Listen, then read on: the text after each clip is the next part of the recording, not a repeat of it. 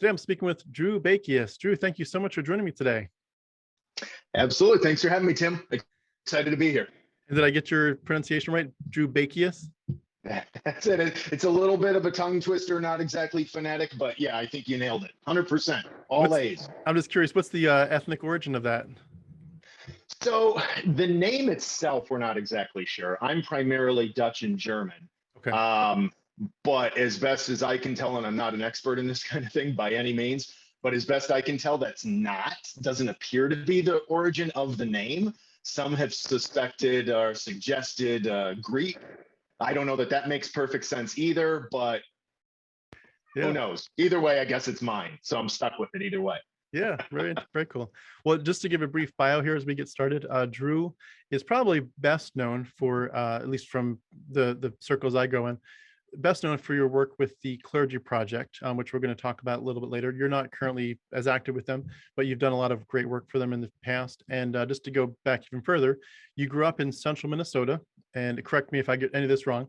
You were Baptist in your background and said the sinner's prayer at 3 years old, all the normal stuff, church, Awana, youth group, Bible studies. And then in the summer of '94, you got really serious about the Lord, about what God was calling you to do. You ended up going to Moody Bible Institute and Seminary. Is that correct? That is correct. And what was your major there? So I actually did 2 degrees at Moody. So first I picked up a BA in pastoral studies at Moody Bible Institute, of course, and then Moody Graduate School, stayed on, did an MDiv there, organizational leadership and whatnot. So. I know we're looking at it now from very different perspectives, but while you were in it, did it seem like a really good program for what you were aiming to get? Absolutely. Absolutely. Was really a fantastic experience in a lot of ways. I mean, I really enjoyed it. There's a huge, and we can get more into this later or now if you'd like, but there's actually quite a distinction, quite a difference in approach between undergrad and graduate school. Undergrad was much more, I guess, what you'd typically expect of walk the line evangelical Bible school, Bible Institute, where the graduate school took a much more, shall we say, innovative approach to methodology. And it was fantastic. I absolutely loved the experience. And still look back at all kinds of things I learned there. I mean, really, it continues to influence a lot that I've done in very positive ways. That's awesome. Yeah, I'd love to dive into that here in a few minutes. And then you were also a pastor of 2 different churches, including both, is it correct, both Minnesota and Chicago? Both of these were in Chicago, or at least in the Chicago area. Okay. Yeah. And then for a while you were on the board of directors for the Clergy Project, is that right? Was, absolutely. Yeah. And just, we'll go into that more later, but just for anyone that doesn't know what the Clergy Project is, could you just define that group, what they're all about? Absolutely. So what the Clergy Project does is it provides peer support, community resources, and career transition assistance to religious leaders around the world from a wide variety of religious backgrounds and traditions who no longer believe in the existence of a God or of really any kind of supernatural element. But now they're in ministry, or at least they were doing religious work. Now they're just trying to kind of figure out life beyond religion, or at least beyond theism. So coming alongside them, providing those 3 things: peer support, community resources, and career transition assistance when it's needed. Do you know who started that group? Yeah, absolutely. So it was a collective effort, a combination of several different figures. So Dan Dennett, Dan Barker, Richard Dawkins, Linda Lascola, a couple other folks that are maybe a little bit lesser known, but really good stuff there. You've got Carter Warden, variety of guys there, a couple others who are anonymous, but really very much a team effort. Definitely some heavy hitters there who had some great influence and were able to kind of work some secular magic in making that all come together. So good stuff. I was just speaking with Gail Jordan. I'm sure you know Gail, and we were talking about. I was with Earl Ray last weekend. So yeah, love Gail, love Recovering from Religion. They're doing great work. Yeah, we were just talking in our interview about Dan Barker in that one video he does where it says, "You don't have to go down into my basement." Do you know that one? Yes. It's my favorite clip of all time, I think, quite possibly. So yeah, very well done. Now, for anyone that doesn't know what we're talking about, I'll put a link beneath our video so you can go check that out. It's fantastic. And then you had at that point, basically, after you were a pastor in Chicago, you had basically a change in your belief system, which is what we're here to talk about today. And then eventually around 2013, 2014, you basically left Christianity. Is that approximately the timeline? Yeah, that's right in there. So 2013 is when I came out publicly as an atheist. Yeah. Gotcha. So, and then the last thing for the bio, you are also an author, which is cool. The book that I know of is called The Rise and Fall of Faith, a God-to-Godless story for Christians and atheists, forwarded by Dan Barker. So that's really cool. And I'll have a link to the Amazon page for that if anyone wants to go pick that up. And in terms of closing out the bio, what else do we need to know about you? Just might have your free copy right here for you, Tim. Right Nice. Very cool. And what else can we should we know about you? Yeah, no, I continue to be, I really am and continue to be involved with humanism, specifically with congregational humanism. We have a fantastic, vibrant, and growing humanist community here in the Twin Cities. Those who might be familiar with congregational humanism, or say the movement that spawned the humanist manifestos and whatnot in 1930s with the first one, all that kind of arose out of the First Unitarian Society in Minneapolis. And so I'm pretty active there and serve on the board and whatnot, and do some things there. But no, humanism and just this humanist ambition of trying to work towards the big picture betterment of just this thriving, bursting at the seams humanity. That's what really, I suppose, gets me going more than anything else. And so we can talk about that more later if you'd like as well. But that's definitely what drives the bulk of what I do these days. Yeah, that's awesome. Well, I'm eager to hear the kind of the nuts and bolts of your story. So I was going to say, after that bio, kind of going over the big picture, I'd love to go back to the beginning and just kind of give you the floor to take us back to when you're 3 years old and where this all began from. And especially, could you, for anyone that maybe isn't as familiar with the Baptist doctrine and way of worldview, kind of what some of the big ideas were that you were you were given and taught about, that you started off with, and where it went from there. Sure, absolutely. So I'll try and do this in smaller kind of bite-sized chunks or whatnot. Feel free to jump in. Love conversation. So it's your show, so you can jump in and whenever you want to and cut me off here. I'm definitely a question asker. That's good. That's fantastic. I'd rather have conversation than a monologue. Well, depending on who you ask, they might tell you I definitely like a monologue too. But we'll keep this down today. But yeah. So you take it all the way back to 3 years old. I don't oftentimes start there, but really going back to that early. Almost have to start really even before that to how we got there, I suppose you'd say. So my first couple years was not churched at all. And then it was kind of an easy glide transition, slow boil ramp up, if you will. My mother grew up in quite a fundamentalist household, fundamentalist Christian, no makeup, no earrings, no dancing, no TV, wear a dress. They were a little looser on the dress thing, I think, but definitely all those no's I just rattled off and a whole long list more. Was that was how Baptist? She grew up. Baptist that was a great question. That was Christian and Missionary Alliance. Okay. So just small church, a little bit lesser known denomination or conference, if you will. So a little bit lesser known there, kind of tied, if you look back historically, ties in, and I'm by no means an expert on the history here, but I believe it ties in with Assemblies of God and whatnot. That they were kind of the lighter, less, at least this particular congregation, I don't think they had any of modern day signs or anything like that was part of how they practiced their faith. It kind of looked a lot more like a conservative Baptist congregation is really kind of how it looked like. Don't ask them that. They would I think heartily and heavily deny that it had any look of Baptist, but possibly. But either way, so that's where she grew up. She grew up in that teenage years. As you might expect, rebellion sets in, things like that. And I won't go too heavily into the details of her story because that's her story. But she meets my dad. My dad, they're connected to a Methodist church, a little bit more mainline, but good God-loving, God-fearing folk.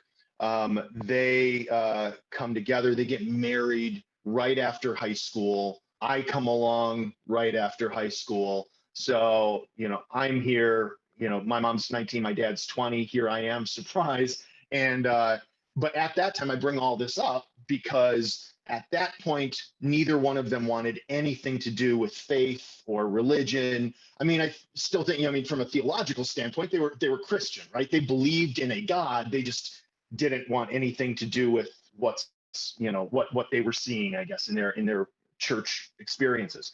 So my first couple of years, no church at all. Then around 2 years old, my mom figures, you know what? I don't want my son to grow up totally godless. So I need to find a church that he can go to Sunday school in. Definitely don't want him going to the church that I was raised in, right? So still some of that feeling there that she's carrying. And I don't want to go, but we'll bring him. And so she found the local Baptist church in town, small town, 2,000 people. We live like 6 miles out in the country, whatnot. But so bring him to church. We'll drop him off, pick him up on Sunday for Sunday school on Sunday mornings. That goes on for a couple years, and it's during that time, right? I'm 3 years old, pray the prayer. So my mom definitely still, as much as she wasn't participating at the time, definitely still carried a lot of that belief and desire and wanted her son to be saved. And so, I mean, it was really simple, my understanding then, and, I'm just going to Sunday school and stuff. And I just have sort of this vague, shadowy memory of, kneeling on the side of the bathtub. I guess I guess I was with my mom in the bathroom, I don't know. We just start talking, and I want to, make sure that I've got Jesus in my heart and all that good stuff. And so, I end up praying with my mom while kneeling over the edge of the bathtub. Vivid memories, and yet kind of shadowy, whatever. I guess somehow it's a little bit of both. But it really stuck with me over those years. Eventually, though, my mom then joins, starts coming with me to church. Then my brother comes along when I was 6 years old. He's 6 years younger than me. So, right, we're fast forwarding a couple of years. My brother comes along, my only sibling. So now the three of us are going to church. And then to fast forward to my middle school years, I start really getting quite serious about youth group stuff. Going back to your earliest days, I'd love to just ask, when you say you were saying a prayer at 3 years old, you were saved. To a lot of people, they know exactly what that means, but to some people, they might not. What does it mean to get saved, and why do you need to get saved in the first place? And what's happening behind the scenes there? Yeah. So, well, let me also clarify that I'm not so sure I actually got saved at that point. So, and I was open about this as a believer later on. And there were a number, I suppose, like a lot of folks, there were a number of events over the course of my faith and of my faith journey. Okay. So, for instance, and just kind of flash up some of these things, whatnot. And, third grade, I go to Bible camp, go to church camp, Trout Lake Camp, woo, okay, and northern Minnesota here. And so go to camp, and there they have, right, the Wednesday nights every year, every week, what have you. Wednesday night was the night where you lay down the message, you have an altar call halfway through this 1 week camp experience. And so my first year, third grade, was the first year I went. And yeah, I'm like, well, man, I don't know. And now I'm really understanding a lot of the mechanics of what's actually happening here. Okay. Jesus going on the cross sacrificially in our place, right? Taking our sin upon him. I'm broken and in need of a savior, in need of redemption. He takes my sin upon him. God kills him and my sin on the cross, et cetera, et cetera.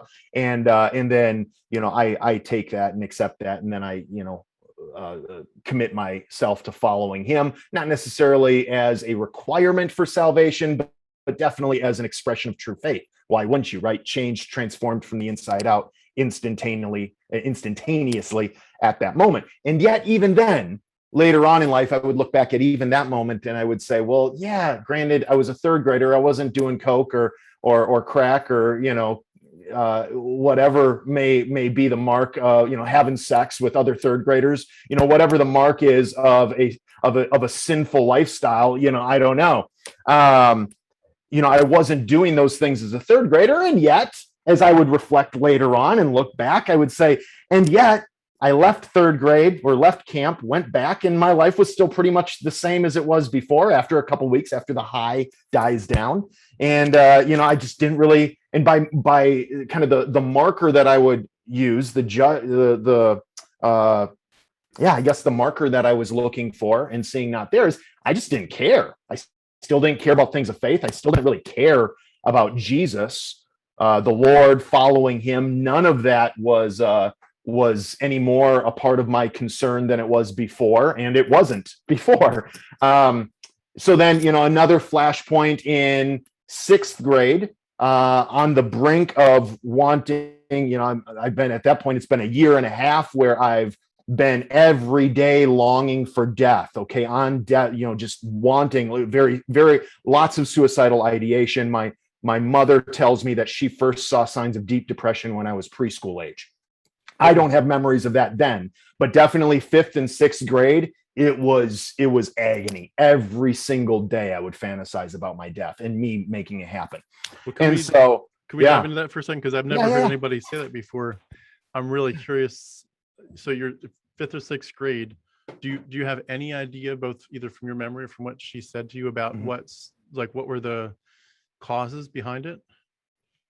I don't know. I think, maybe I don't necessarily have a great grasp, definitely not an expert grasp or a professional's grasp on all the chemicals that are involved in things like that. But my understanding is, maybe a layperson's way of putting it is some of us just kind of have a darker perspective on life. That's just kind of, we have that mix of, highs and lows. That's more where I come from. I've never been diagnosed as anything. It's never been, I guess, maybe serious enough where I've felt the need to seek out a diagnosis, but yet it's there. There's highs, there's lows. When I was a pastor, this is something we worked toward, was kind of erasing the taboo of talking about mental health, speaking openly about those things and these things. So, I guess my journey in that is pretty open.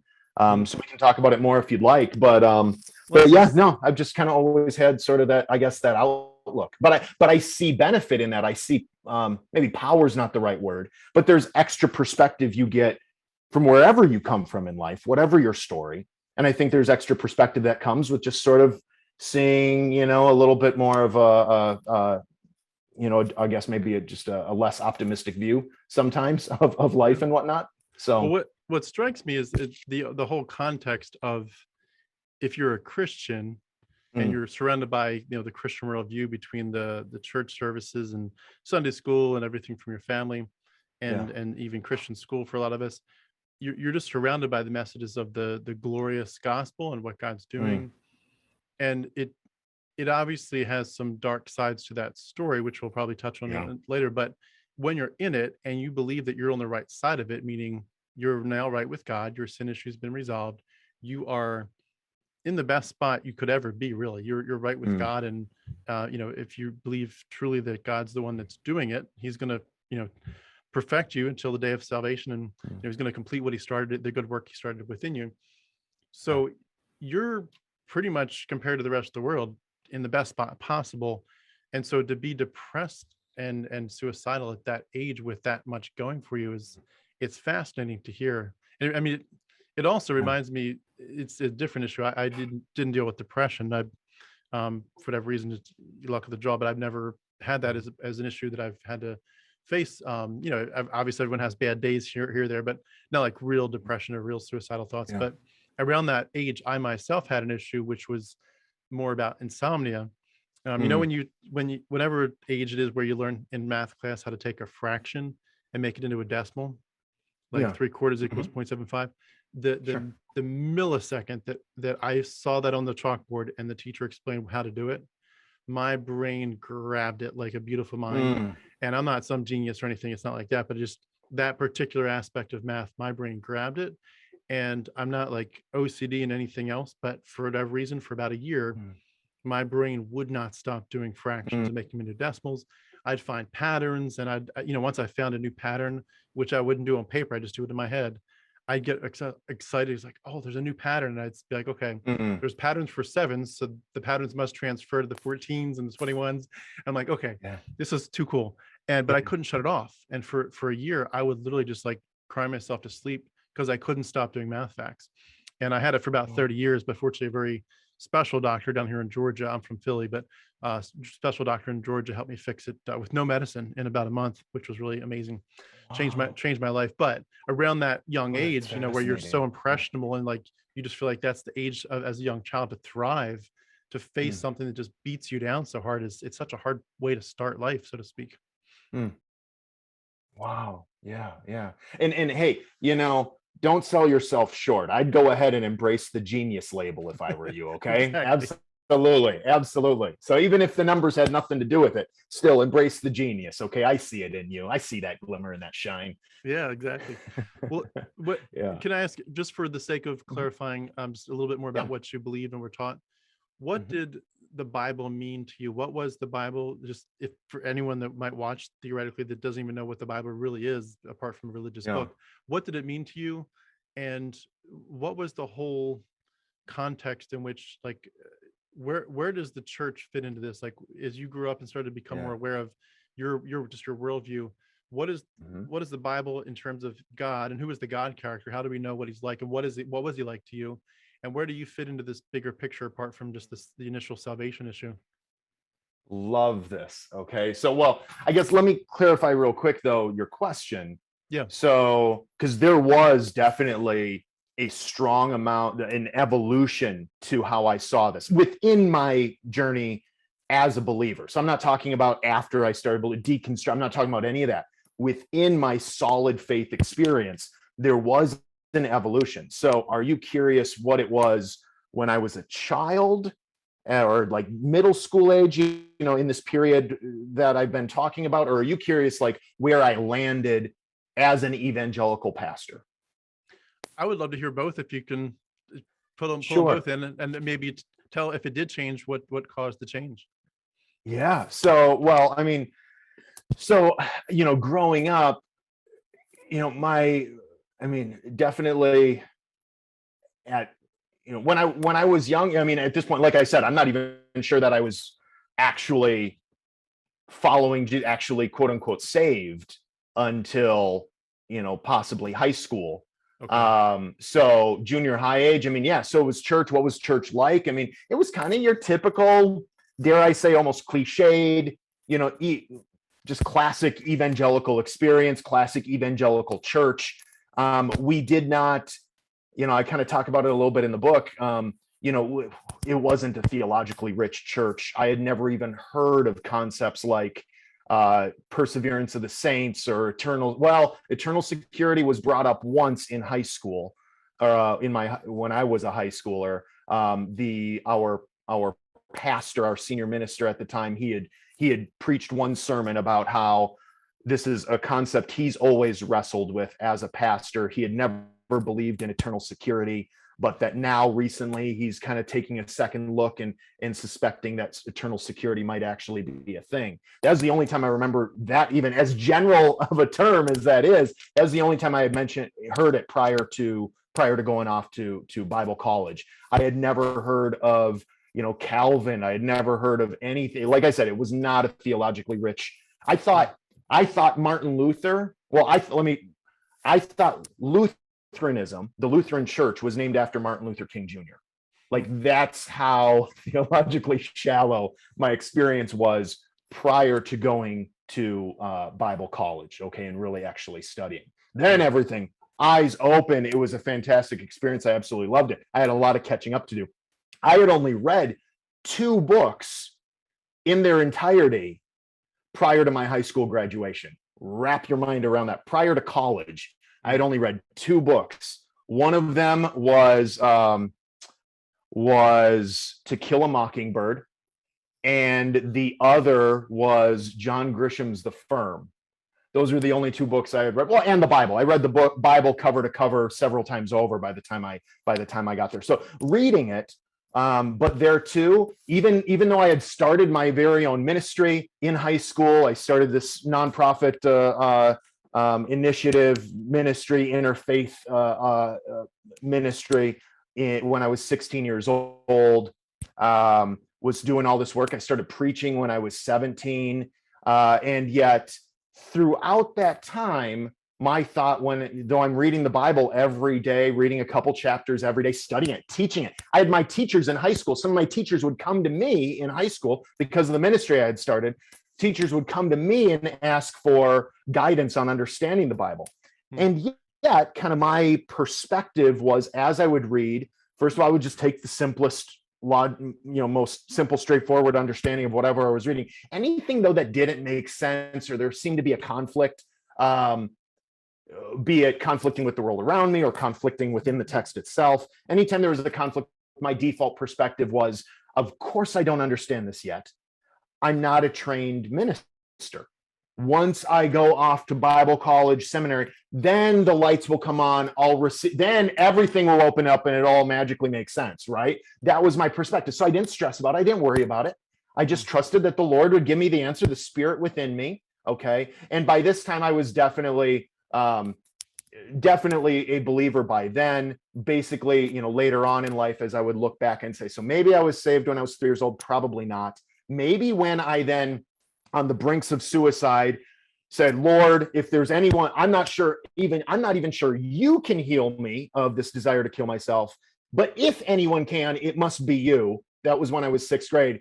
And then instantly, like a switch, all desire to kill myself left me for several years. And so I would look back at that and say, okay, is that when I actually got saved? But where I would ultimately land, well, and then I would also ask, so after I went off to this conference in DC, which was the summer after my 8th grade year, went to this conference, got all filled up with just wanting to save the world for Christ. That's when I actually started caring, was as a result of that conference. That's when I came back from the conference, started this award-winning ministry. That's when I then started preaching soon thereafter, staffed the Billy Graham crusade when he came to the Minneapolis Metrodome. That's when started, being a camp counselor, like all this. I was a very serious teenager, way too serious. Had to make up for that later. But so that's when then later on I would look back and I would say, well, that's when I actually started actively following Jesus. Maybe that's when, I don't know. Where I would ultimately land, though, as a minister is, I would say, looking back on that question, then we can be done with it if you want. But on that question of when you were saved, ultimately, I would look back. I was the kind of pastor that was very content with the gray. Not everything's black and white. It doesn't need to be. We don't have all the answers. God has the answers. We'll let him mess with that. And so I would look back at things like salvation. I would say, I don't know. Maybe I was saved when I was 3. Maybe I was saved when I was 6th grade. Maybe I was actually saved on that conference when I actually started caring. Either way, what I know is that now I'm saved. Here's the theological tenets that I believe, and I believed these since I was a teenager. So I definitely got the theology down, at least my version of the theology, whatever, because of course there's lots of different traditions. But my tradition, I've got that down. When exactly it happened, who knows? I don't need to know. I don't care to try and dissect it because I can't know anyway. God knows that's all that matters. So that was kind of my default perspective on a lot of things. I did want to comment just a few things, if I could, on what you were just saying. You mentioned the idea of you weren't sure if you were saved when you were smaller, and then you definitely got more serious about the Lord.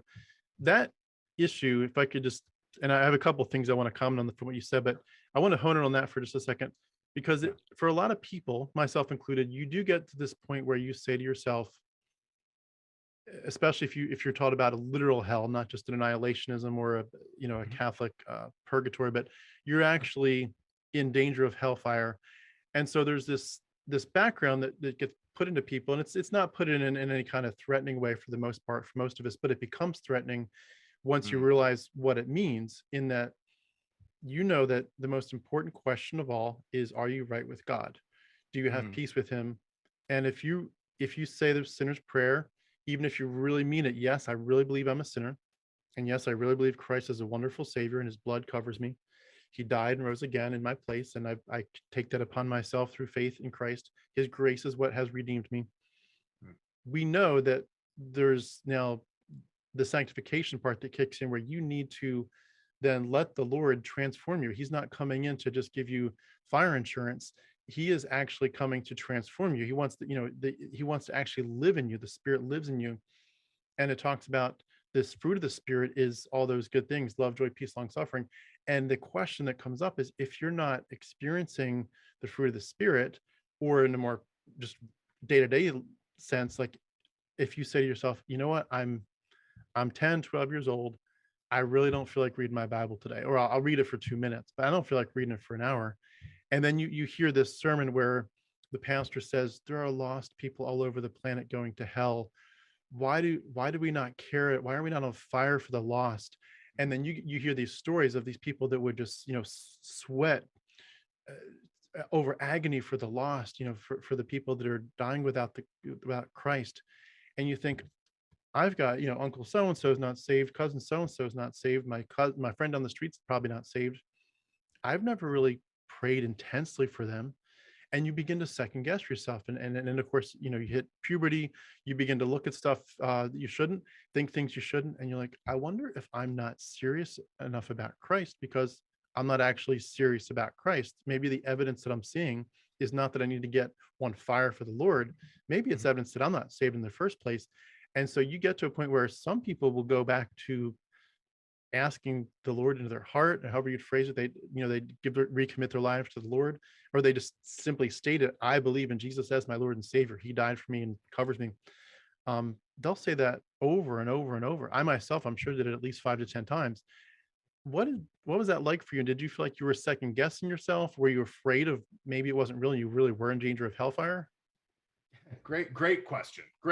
So, and in a way, it's a huge question. Okay, so, or at least it could potentially be a huge answer, but I'll keep it clipped. So, and again, it kind of ties back to the evolution of my journey. Okay, so where I ended, and I'll just flash forward real quickly, where I landed as an evangelical pastor was, so it was thoroughly the entire time, my entire faith experience was fully and completely within what I would call evangelicalism. And how I would define evangelical, I would suggest that the litmus test for evangelicalism, or for being an evangelical, is, do you believe that the Christian Bible is the inspired, inerrant word of God? Whatever it means.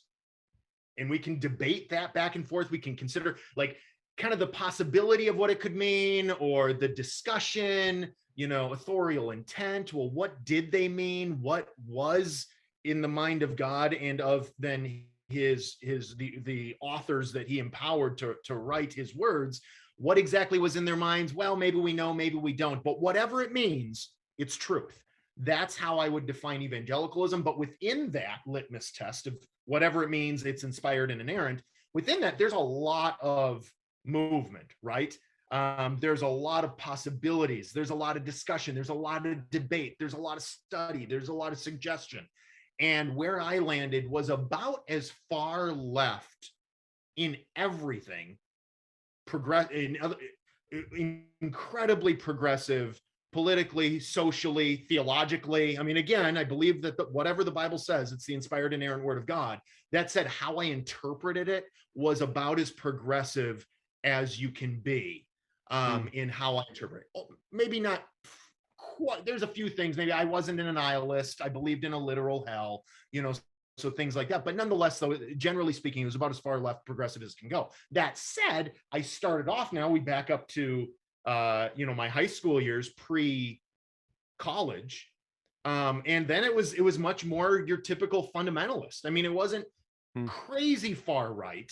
It wasn't like how my mother was raised, and maybe fundamentalist isn't quite the right word, but definitely classic evangelical with hints of fundamentalism. That's probably the best way to describe it. Classic evangelical, cliched almost evangelical with hints of fundamentalism. And so how I processed my salvation at that point is I absolutely was saved when I was 3 years old because I prayed the sinner's prayer. I was confident all the way. I looked at my third grade camp experience as a rededication, is how I looked at that. And then I just looked at the fruits of that commitment and of that rebirth. It was a delayed manifestation, if you will. Just took a little while to really gain root, but it gained root based on the promises of the fact that I was saved when I was 3 years old. So that's how I would have processed that as a high schooler. You mentioned hellfire. I'll touch on this real quick and then pause, see what direction you want to go. I talk about this vividly in the book. I was so on fire, so zealous. Zealous is a fun word, powerful word. I was so zealous. I was so serious in high school. I literally, for a while, there's some family members where, my family members were my own family. And by the way, I should also clarify, just fill in one thing, is in my middle school years, last I talked about my parents with us, you and me, my mom was taking me and my brother and me. My dad was kind of out of the picture in middle school, partly because I was getting so active. My dad was then coming to these events I was active in, and then eventually he started coming full time. So in a way, maybe you could say it's almost like the reverse of what you typically expect. I brought my dad, and then he eventually, both my parents, fast forward a decade or so, both my parents church leaders, dad, chair of the board of trustees and whatnot, heading up the congregational care committee. My mom was the worship leader. All right. You see the difference there, right? I mean, if a woman's the worship leader, it's not crazy fundamentalist, right? So just more your classic evangelical. Neither one of my parents are serving in that way today, but both definitely holding on to that faith. So just wanted to kind of patch my dad in that he definitely then joined in pretty soon thereafter. That said, though, going back to these flashes of hellfire and zealousness, I had these close family members. My parents weren't really concerned about trying to evangelize them or anything. I mean, they weren't really evangelizing anyone back then. Now, that changed over the course, but back then they weren't. But yet I was really concerned about these family members. And I remember one time I'm talking to my mom and I'm like, but Mom, if these family members were drowning in a pool in the backyard, wouldn't you run out there and jump in the pool and save them? Well, yeah, of course I would. Well, so then why aren't we talking with them to get them saved? Like, it was just such a disconnect. We need to get them saved. They're literally drowning. From a soul perspective, it's even worse than drowning. Why don't you care? And again, that's changed a lot more. Mom, if you're watching this, hi, I know you definitely care now and would do everything you could to save them. So no disrespect there. We're all on a journey, right? We're all growing in different directions. But to see, though, a really visual of that, there was a time for probably about somewhere 3 to 6 months where I was like plagued with this, I'm not even sure what you'd call it from a psychological standpoint, but everywhere I looked, I would see people on fire in my mind. So I'm driving down so this is the fire of hell, right? They're not saved. I need to get them saved. It's like driving in my car down the street, other cars passing by going the other direction. And I'm just driving. I'm not even thinking about this. I'm listening to music, I'm doing whatever, and just out of nowhere, in my mind, I would see that car burst into flames. And they just keep driving along as if nothing's happened. They're literally on fire. Their cars are exploding, and they have no idea. They're just driving along like nothing's changed. Who cares? I'd be working my job at the grocery store as a teller, ringing up groceries, and all of a sudden, I would just, in my mind's eye, see the person in front of me whose groceries I'm ringing up, see them just burst into flames. I'd see people just walking around, not even bursting, just walking around on fire, and they're walking around on fire, going about their daily task. And I'm like, they don't know they're on fire. I have to do something. Yeah. I have to save them. Like, how can any of us just sit here and not care? Like, I was so worried. It consumed everything I did. And I could go on and on. There's a whole chapter in the book about just the zealousness of my faith. I had a girlfriend, and like kind of the whole, like, I would refuse to buy cards or sing songs or anything that would ever talk about how like you're the love of my life, or like I love you above anyone else. Even though I was in a really serious relationship in high school, I wouldn't buy that. No. And I would even chastise her if she would say something like that to me. No, you are not my first love, my highest love. I better not be yours. That's where the Lord is alone. Like, so I was very serious. I loosened up on a lot of those things later. I thought they were kind of, it was just my theology evolved in where I landed. But for a few years in high school and into college, that's very much where I was at. Very fiery, classic evangelical with hints of fundamentalism. I was just going to add, with when you were talking about people bursting into flames, I was going to say you should write that script down and send it to Stephen King. I'm sure he'd be impressed. Did you ever? I think it was Carrie. Well, it's in the book, so hey, it's all there. Yeah. I think that was the name of that movie. Was it Carrie that or Firestarter? You know what? I never saw Carrie. Yeah, Firestarter was the one, and I saw like the made for TV, or not the made for TV version, but the version that was censored for TV. I think I saw that when I was like a little kid. I was born in the late 70s. And so, yeah, it was I think that came out in 82, if I remember. So, I'm shit for equations, but I tend to remember what year's movies came out. I don't even remember seeing the movie, but somehow I remember what year it was made. I think 82, but yeah, so I caught it when I was a kid, but I don't really remember it that much. Yeah. Well, I was just going to add too, it's interesting what you're talking about. And this does come up on every few interviews, that just the idea of the ways in which some of this stuff, when you're in it, you don't really feel like it's traumatizing you, but when you're out of it later, and some people will say up front, it just traumatized me from day one and never felt okay. But a lot of people are like, no, it was when I was in it, it didn't hurt me. It was just once I left, I realized it was a very bad thing. But the idea of when you are literally thinking, my friends, if they die tonight in their sleep or whatever, or in a car accident, they're toast. And when you add in things, especially like Left Behind kind of stuff, the Rapture, the Late Great Planet Earth, the Thief in the Night stuff, you're talking about like they could die, but also God could come back and take us to heaven. So you're in trouble either way. But also it brings up to me a lot, at least more recently, this idea of a question that I honestly did not think about as a Christian much or at all. I'm not sure if it came up ever, but the idea of how do you really enjoy heaven, if assuming it had been real and assuming you would go there, how do you really enjoy heaven knowing that people are currently in hell burning? Like one of the cliches is, we all have this cliche, like all the people go to church and then they, and because you can't work on Sundays, but then they want to go out to the steakhouse and, they want the servers and the chefs to be working for them and have a nice family dinner, But I imagine in my mind's eye, you're sitting there eating your lovely meal, lunch meal after church, and you've just sung all these worship songs, and you just feel so happy, so proud of yourselves as a family, that you're a family that loves the Lord, worships him together, that you have this relationship with God. But then as you're eating your food and enjoying this fellowship, at that moment and all morning during church, there are people screaming in pain. And it brings it home to me when you think, okay, well, you're an atheist and I'm an atheist. We have mothers that love the Lord. I assume your mother's still Christian. That love the Lord, and so someday they're going to go to heaven without us, so to speak, and they're going to have to, when we die, if we were to die after them, they're going to have to see us from heaven, if they could see us, like Abraham's bosom, they can see down and see the people and the Lazarus in hell. And they're going to know that we're in agony and that they could at any moment look up to their Lord and Savior and say, please take my son out of the flames of hell.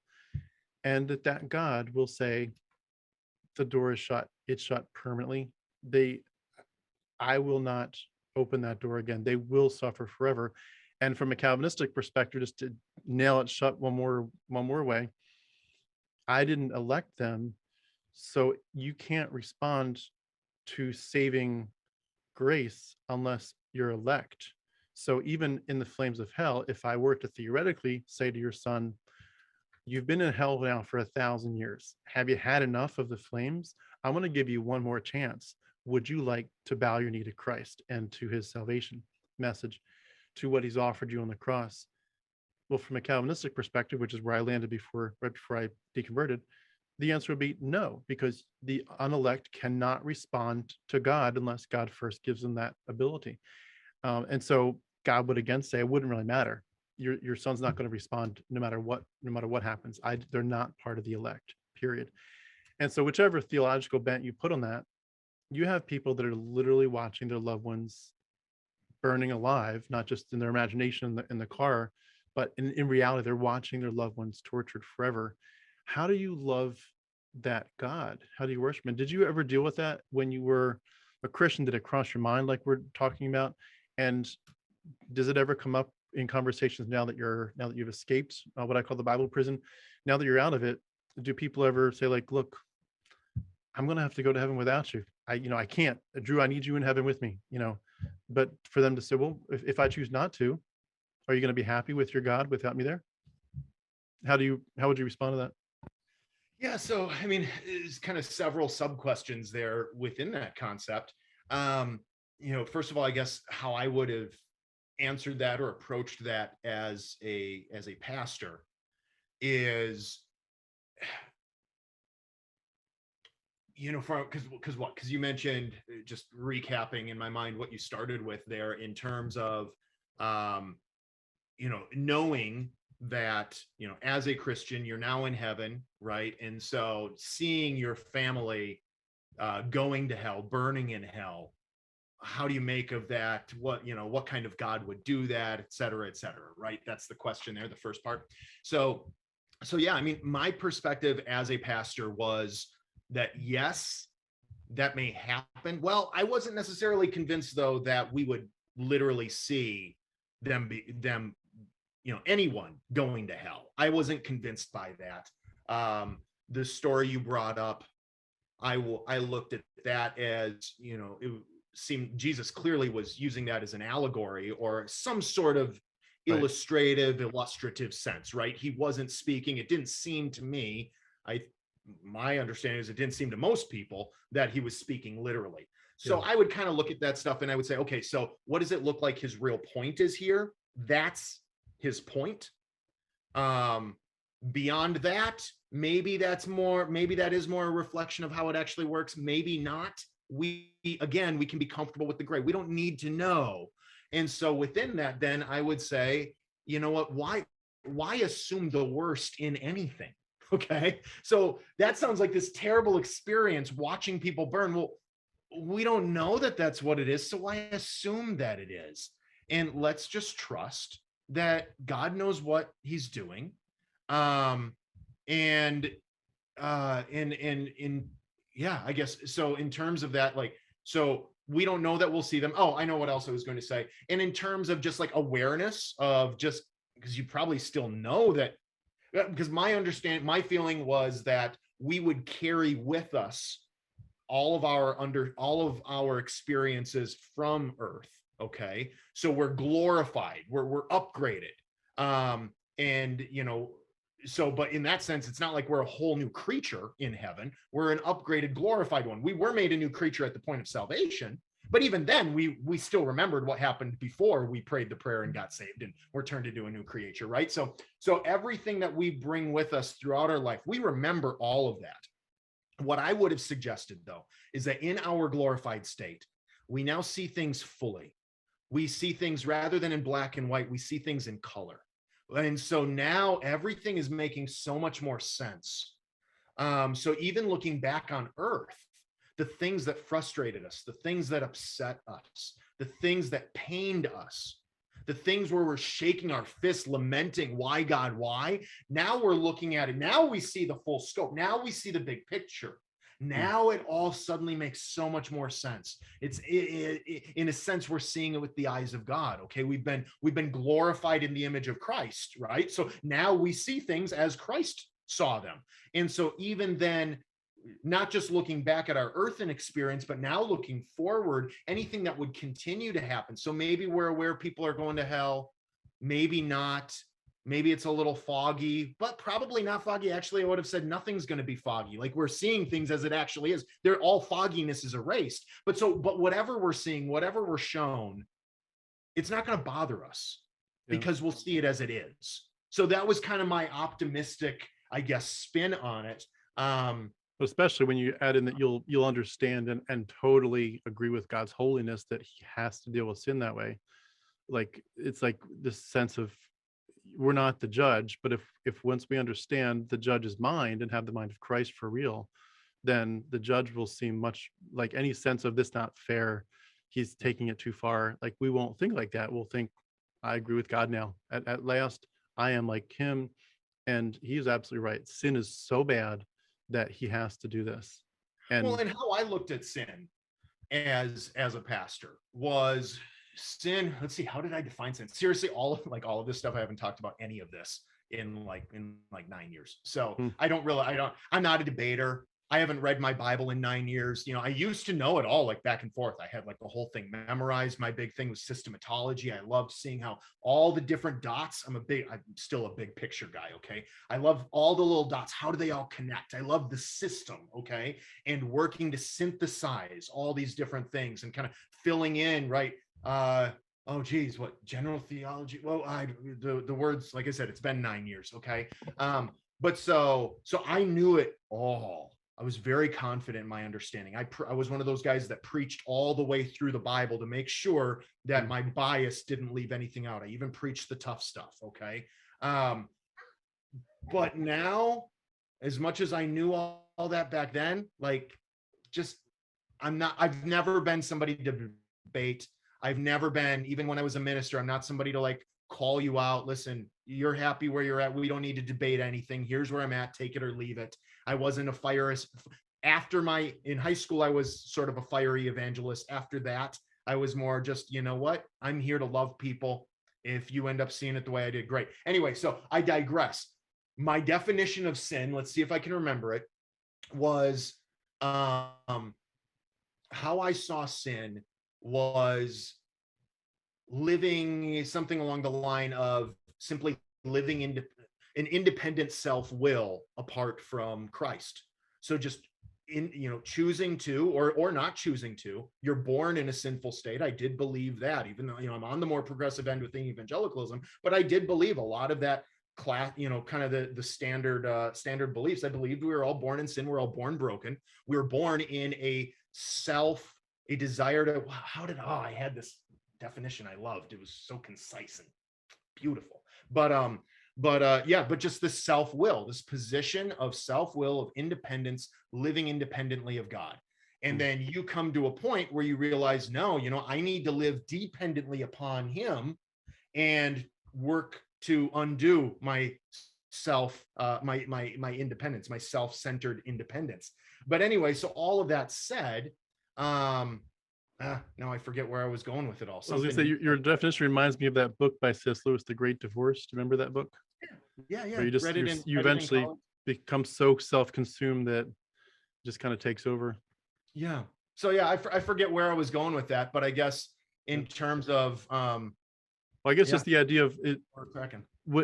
Would you have, if you had envisioned your friends in hell, even if you were in heaven and they were invisible to you, so to speak, they were separate, would it have bothered you knowing that they were tortured? Well, I guess so. How I looked at that, I looked at all of that and kind of the heaven or hell thing. I looked at it as, you're picking. Do you want to live life on your own? Do you want to live it on your own terms? Do you think you're strong enough, cool enough, bad enough, in the good sense of bad, bad enough to handle all of this on your own? Well, then I guess go ahead, do it. God's not going to force you to love him or to live dependently upon him or to trust him, right? Trust, dependence, to trust him to get you through. No, you want to do it on your own, so do it on your own. And that's kind of the state there. God would love, and see, election was one of those things I would look at gray area. A lot of Calvinism, I would look at it and I would say, well, okay, here's what the Bible does clearly seem to say, right? There's all these verses on election and everything. Here's what it seems from our human standpoint. It seems to us mere mortals that this is kind of what it looks like it's saying. But then we see other things that would kind of point towards or paint a picture of God that, I'm not so sure. I'm comfortable with the gray. It doesn't have to be black and white.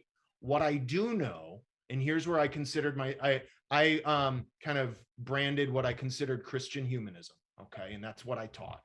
What I do know is that though the Lord could take us home right now, He's chosen to leave us here on this earth so that we can continue to do his work. And it was a little bit more of, here's where, I really read the scriptures a bit more progressively, right? We are here to love people, to serve people, to serve people in his name. And what exactly happens as a result of that? Well, that's between them and the Lord. That's not my call. I don't feel the need to pin. I honestly, I looked at salvation then as a pastor where I landed. I looked at salvation. Who cares what you pray or don't pray? It's not the point. The point is a heart transaction. Are you now dependent upon him to the point where now you're actively following Jesus? Hmm. That's what our call is. Praying a prayer. Some of us can't speak. Some of us can't hear, can't talk. Or maybe our esophagus or our larynx. I mean, it's not like to have this formatted verbal, audible, hearable prayer. That's silly. That's not the point. You're not condemned to hell because you don't have a larynx, because you can't vocalize a prayer. So, I mean, that's an extreme example, but I would bring that up as an illustration, being like, no, clearly it's not about verbalizing a prayer. It's about a state of dependence upon the Lord and a willingness to follow him, and to love, to trust him so much, right? So it's still about trust. It's still about, do you trust Jesus? But do you truly trust him to the point where now you're willing to follow him?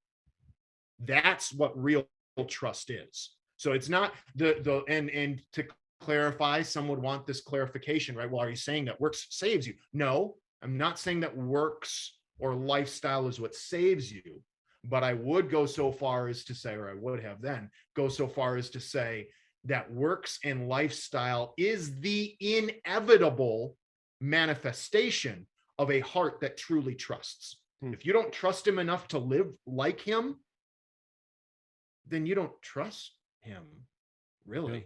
And therefore you're probably not saved. But here's where then I would caution everybody: we never pronounce who's saved and not saved. They could look to be living a terribly licentious, hedonistic, self-centered, self-independent lifestyle. It might look like that, or maybe they are truly dependent. They just haven't quite gotten there. Maybe they'll get there eventually, right? Perseverance of the saints. I did believe perseverance of the saints. So maybe they'll get there eventually. Maybe we'll never see it. Maybe they don't come to the point of true faith until they're on their deathbed. No, okay, I finally trust you. I don't know. But I believe that's not my call. That's not any of our calls. So we never judge. We never tell somebody. We would talk about hell. I actually talked quite a bit about hell, but or maybe I didn't. Maybe not. I wouldn't deny hell. I would talk about hell, but it wasn't my emphasis. My emphasis is on how are we, the bearers, the servants, the disciples of Christ, ministering to those around us. Not just to quote unquote get them to say a prayer. We didn't really talk about prayers. We didn't talk about that. We would talk about trusting the Lord and about how that puts you in a state of where now you're his and you will follow him, and you will be our life on earth is a gradual, I mean, it looks different for each journey, but generally speaking, our life on earth is a gradual progression of living more and more like Christ. And eventually we will be glorified like him and fully resemble him.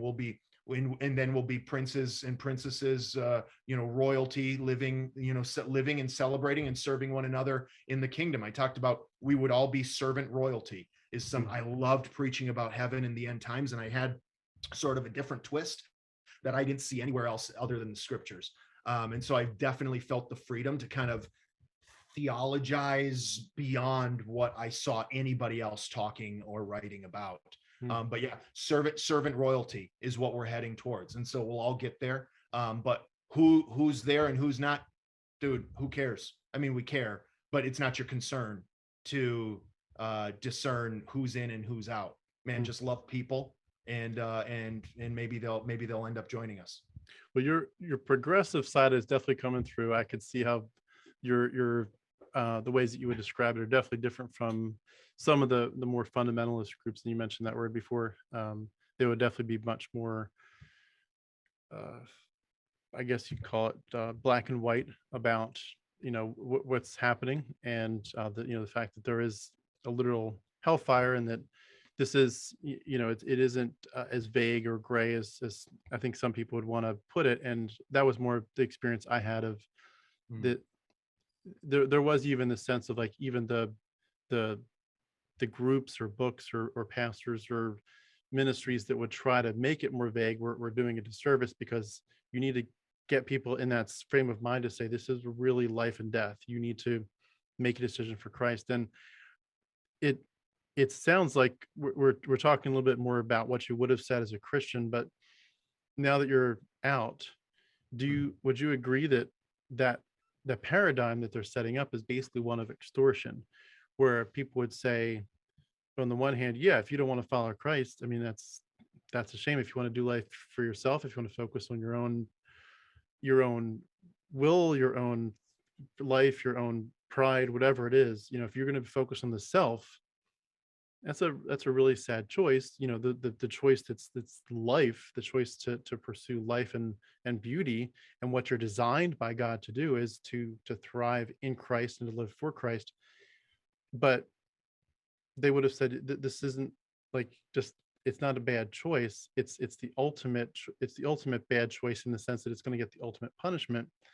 And in that sense, you can't really say to somebody, well, this is, you have a free will.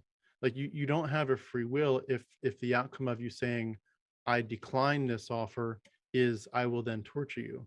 It's basically an extortion, where they'd say, yeah, we want you to come freely to the cross, but it's a big equivalent to, I think, the kind of psychoabusive personalities that we sometimes hear about in the news or something, where some really extreme personality will have said to some, maybe, a guy will say to his wife, I love you and I want you to love me back. Or maybe a guy that's trying to get a girl to marry him, I love you and I want you to love me back. For some reason, she doesn't love him back. And instead of the relationship just ending or being at a stalemate till they figure it out, his jealousy and rage and bizarre psychological behavior turns him into some kind of monster, and he basically starts to attack her or kill her or whatever.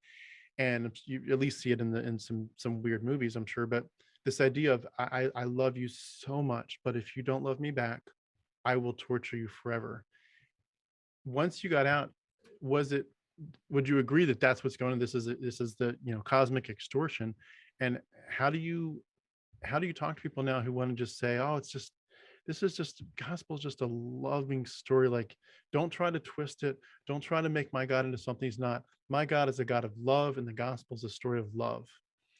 And yet, from my side, it's very much not. There's a narrow path, very few people who make it.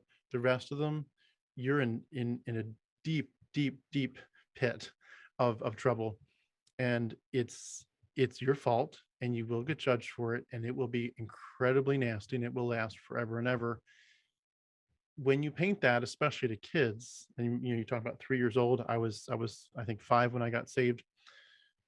When you paint it to kids, I mean, it's like the ultimate easy pickings. Like, if you were to say to a kid, would you like to go out to your favorite festival? Let's go to the carnival and have cotton candy and yummy food and great rides. Let's have a great time at the festival, the carnival, whatever. Or would you like to go down in the basement with the cobwebs and the spiders and snake, maybe the damp basement, the weird sounds, and would you like to sit there in the dark basement all day? Well, no kid's gonna. It's an easy choice. Of course, I'm gonna pick the carnival. But that's exactly what Christianity does. Is it tries to make it an easy choice, God or torture, and then for those people to choose to reject it,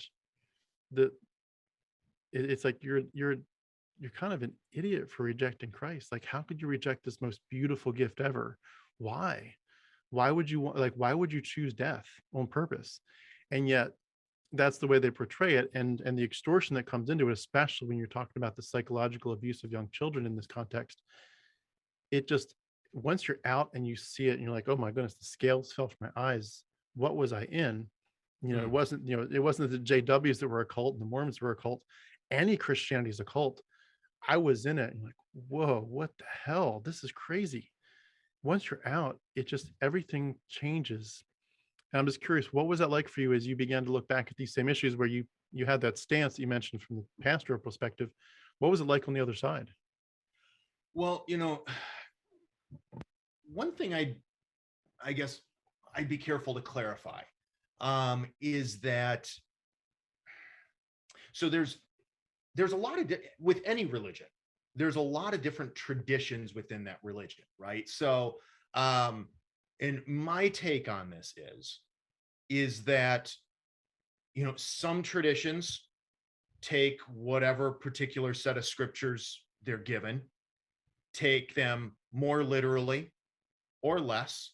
Some are the text is everything and it's very text based. For others, it's not. It's not even taken seriously at all. And for those even that do, whether you do take a text seriously or not, either way, you're going to emphasize, you're crafting a different narrative. And I don't think that's a bad thing. I mean, one, I just think that's the way it is. So I am never going to tell somebody, well, let me just pause that sentence for a moment. Religion and religious traditions have full freedom to craft their narrative, their belief system, their tradition, however they want to. And so I would be very cautious against telling someone what their beliefs have to be. And so I would strongly urge anyone against, but this is a very common approach, but I don't think it's a healthy one. I don't think it's appropriate or respectful or honestly truthful to tell someone that because that your faith tradition falls under this broad category of XYZ, and therefore I'm going to nail you to the bucket or glue you. Nails take on a special significance, right? Nailing people it takes on a special significance within Christianity with Jesus and crosses and whatnot. But yeah, so I'm going to put you in this bucket, lock you in this bucket. And now I'm going to say, well, your text, traditionally, historically, your text is this. Therefore, you have to believe it. And I get to be the one to tell you what it means. No, why?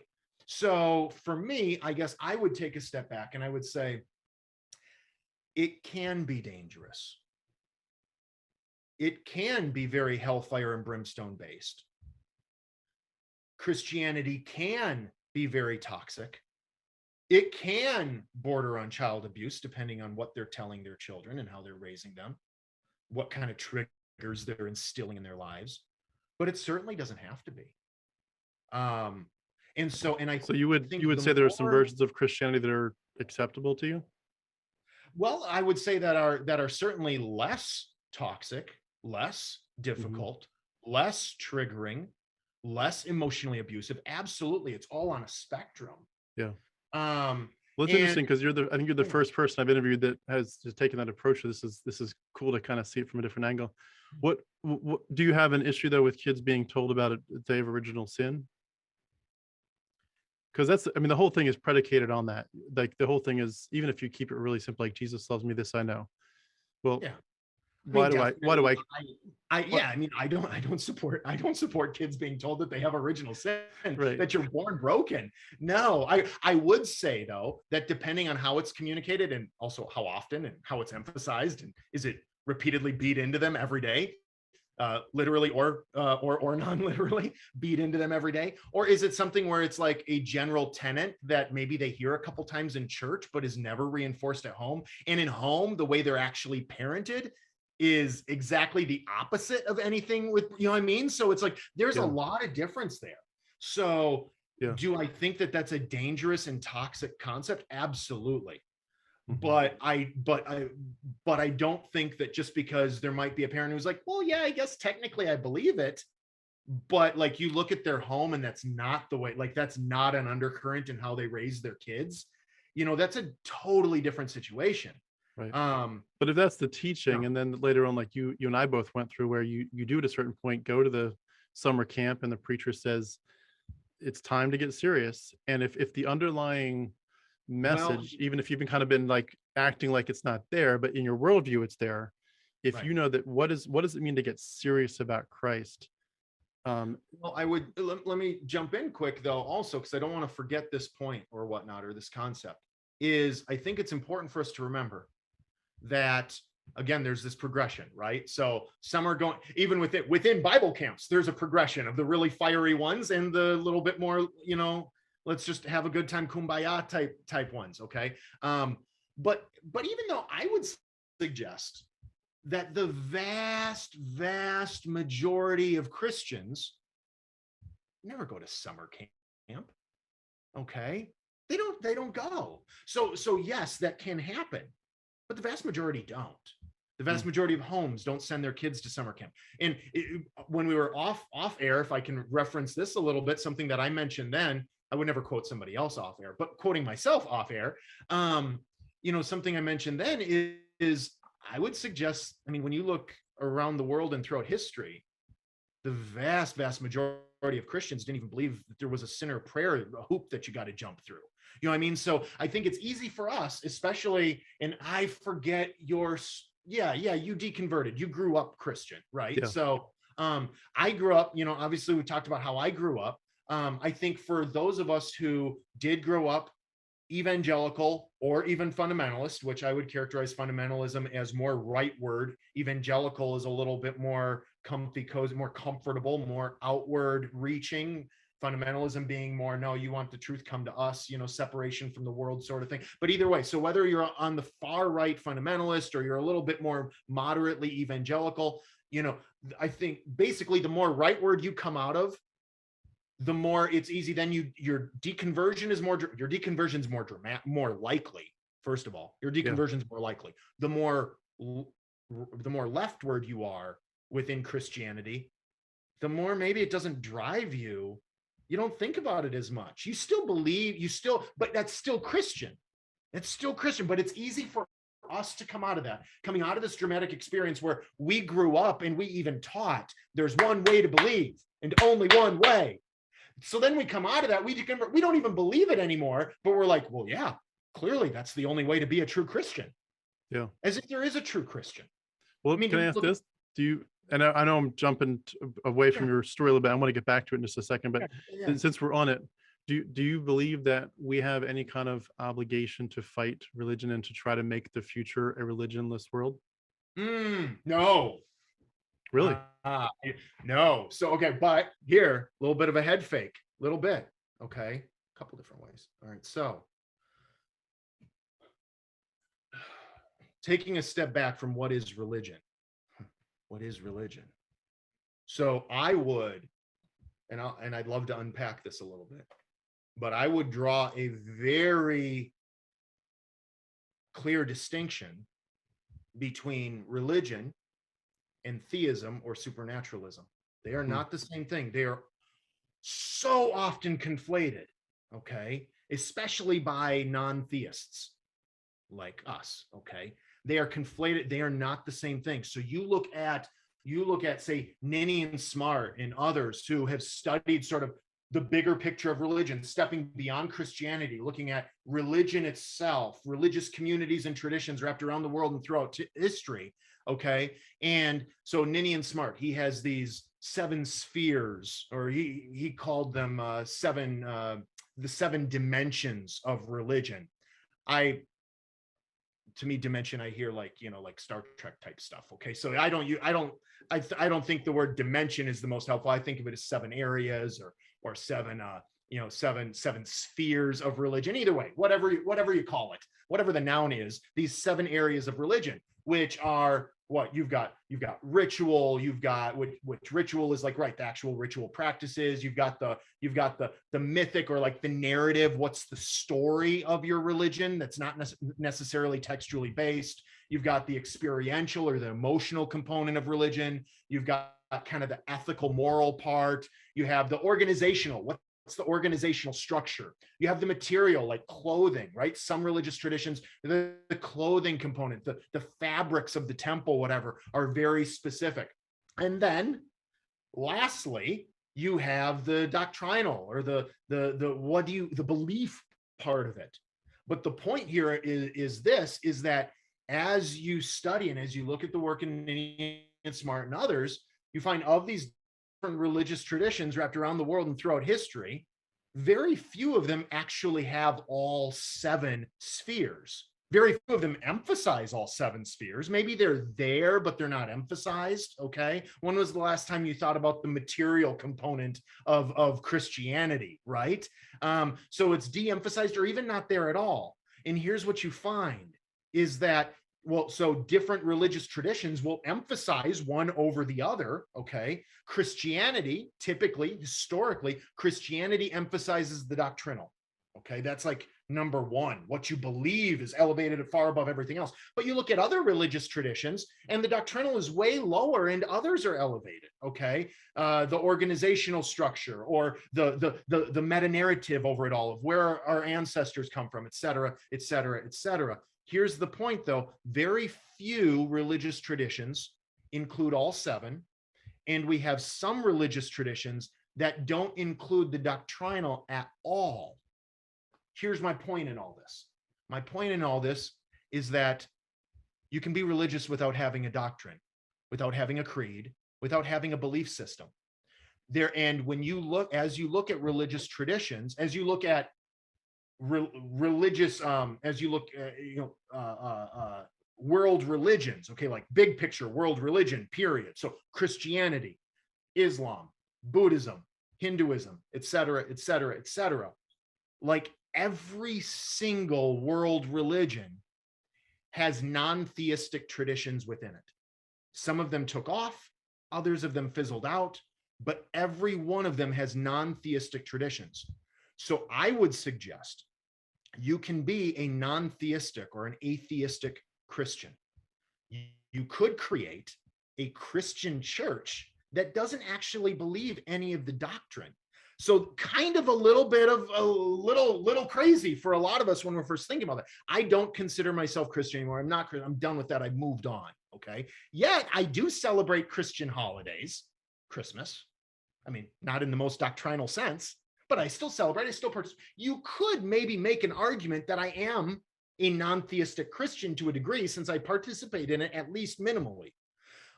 But nonetheless, where I am, I would, if I'm pressed on it, I would consider myself a religious person because I'm very active within congregational humanism, which is technically a non-theistic religion. Back in the day, it was referred to as, it went under the name religious humanism. Religious humanism doesn't believe in any gods. There's no theistic component to it, but nonetheless, it's religion. But so that's now it's kind of rebranded. We've kind of rebranded as congregational humanism to kind of help folks bridge that. But nonetheless, technically, it's a religion. So, and I do know others. I do know other faith communities that, or maybe not faith community, I don't want to say that, but other Christian congregations, communities that are non-theistic.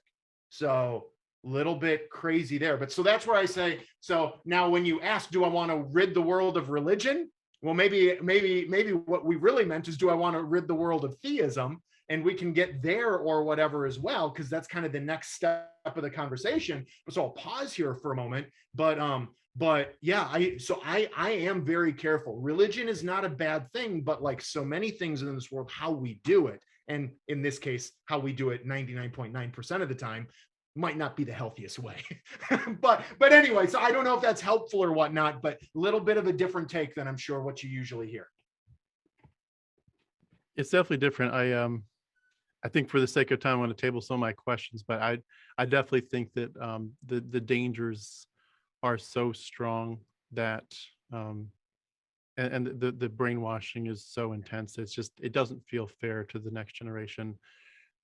It feels like it's the whole idea of, to me, people, the movie The Matrix, where Neo at one point, when he's at the very beginning, when he's first disconnected, he's not yet even taken out of his pod. He's just standing up in it, looking at the fields and fields and fields of other pods of other people, and he realizes that his whole reality has been pretend, and everyone else around him, if you can see hundreds or even thousands of other people, they're all stuck in this thing that they think is the real world. It's, the matrix. But he is now for the first time awake. He is now out. And I see religion very much as, the matrix. It's a way of trapping people's minds, and usually trapping people's minds, not necessarily in some active sense, but almost passive, where the people that trapped our minds, they died thousands of years ago. We're just letting, so to speak, the proverbial ghosts of the theological past dictate what we do today. And it's more just the fact that we as very evolved primates are basically very traditional. We like our traditions for some reason. We've evolved to feel safe with our traditions. And so when we can take what our parents and grandparents and great-grandparents passed on to us, it feels like we're grounded, even though we're actually very much, not grounded. We're grounded in something very bad if we're grounded in something at all. But I feel like what a great gift to the next generation to say, the people that passed on their spirituality to us from thousands of years ago, and even the people that passed on to us from 50 years ago, it's absolutely irrelevant to reality. And to give that to kids and say, the world's yours. It's you discover. I will not give you any threats. I will not give you any pressure.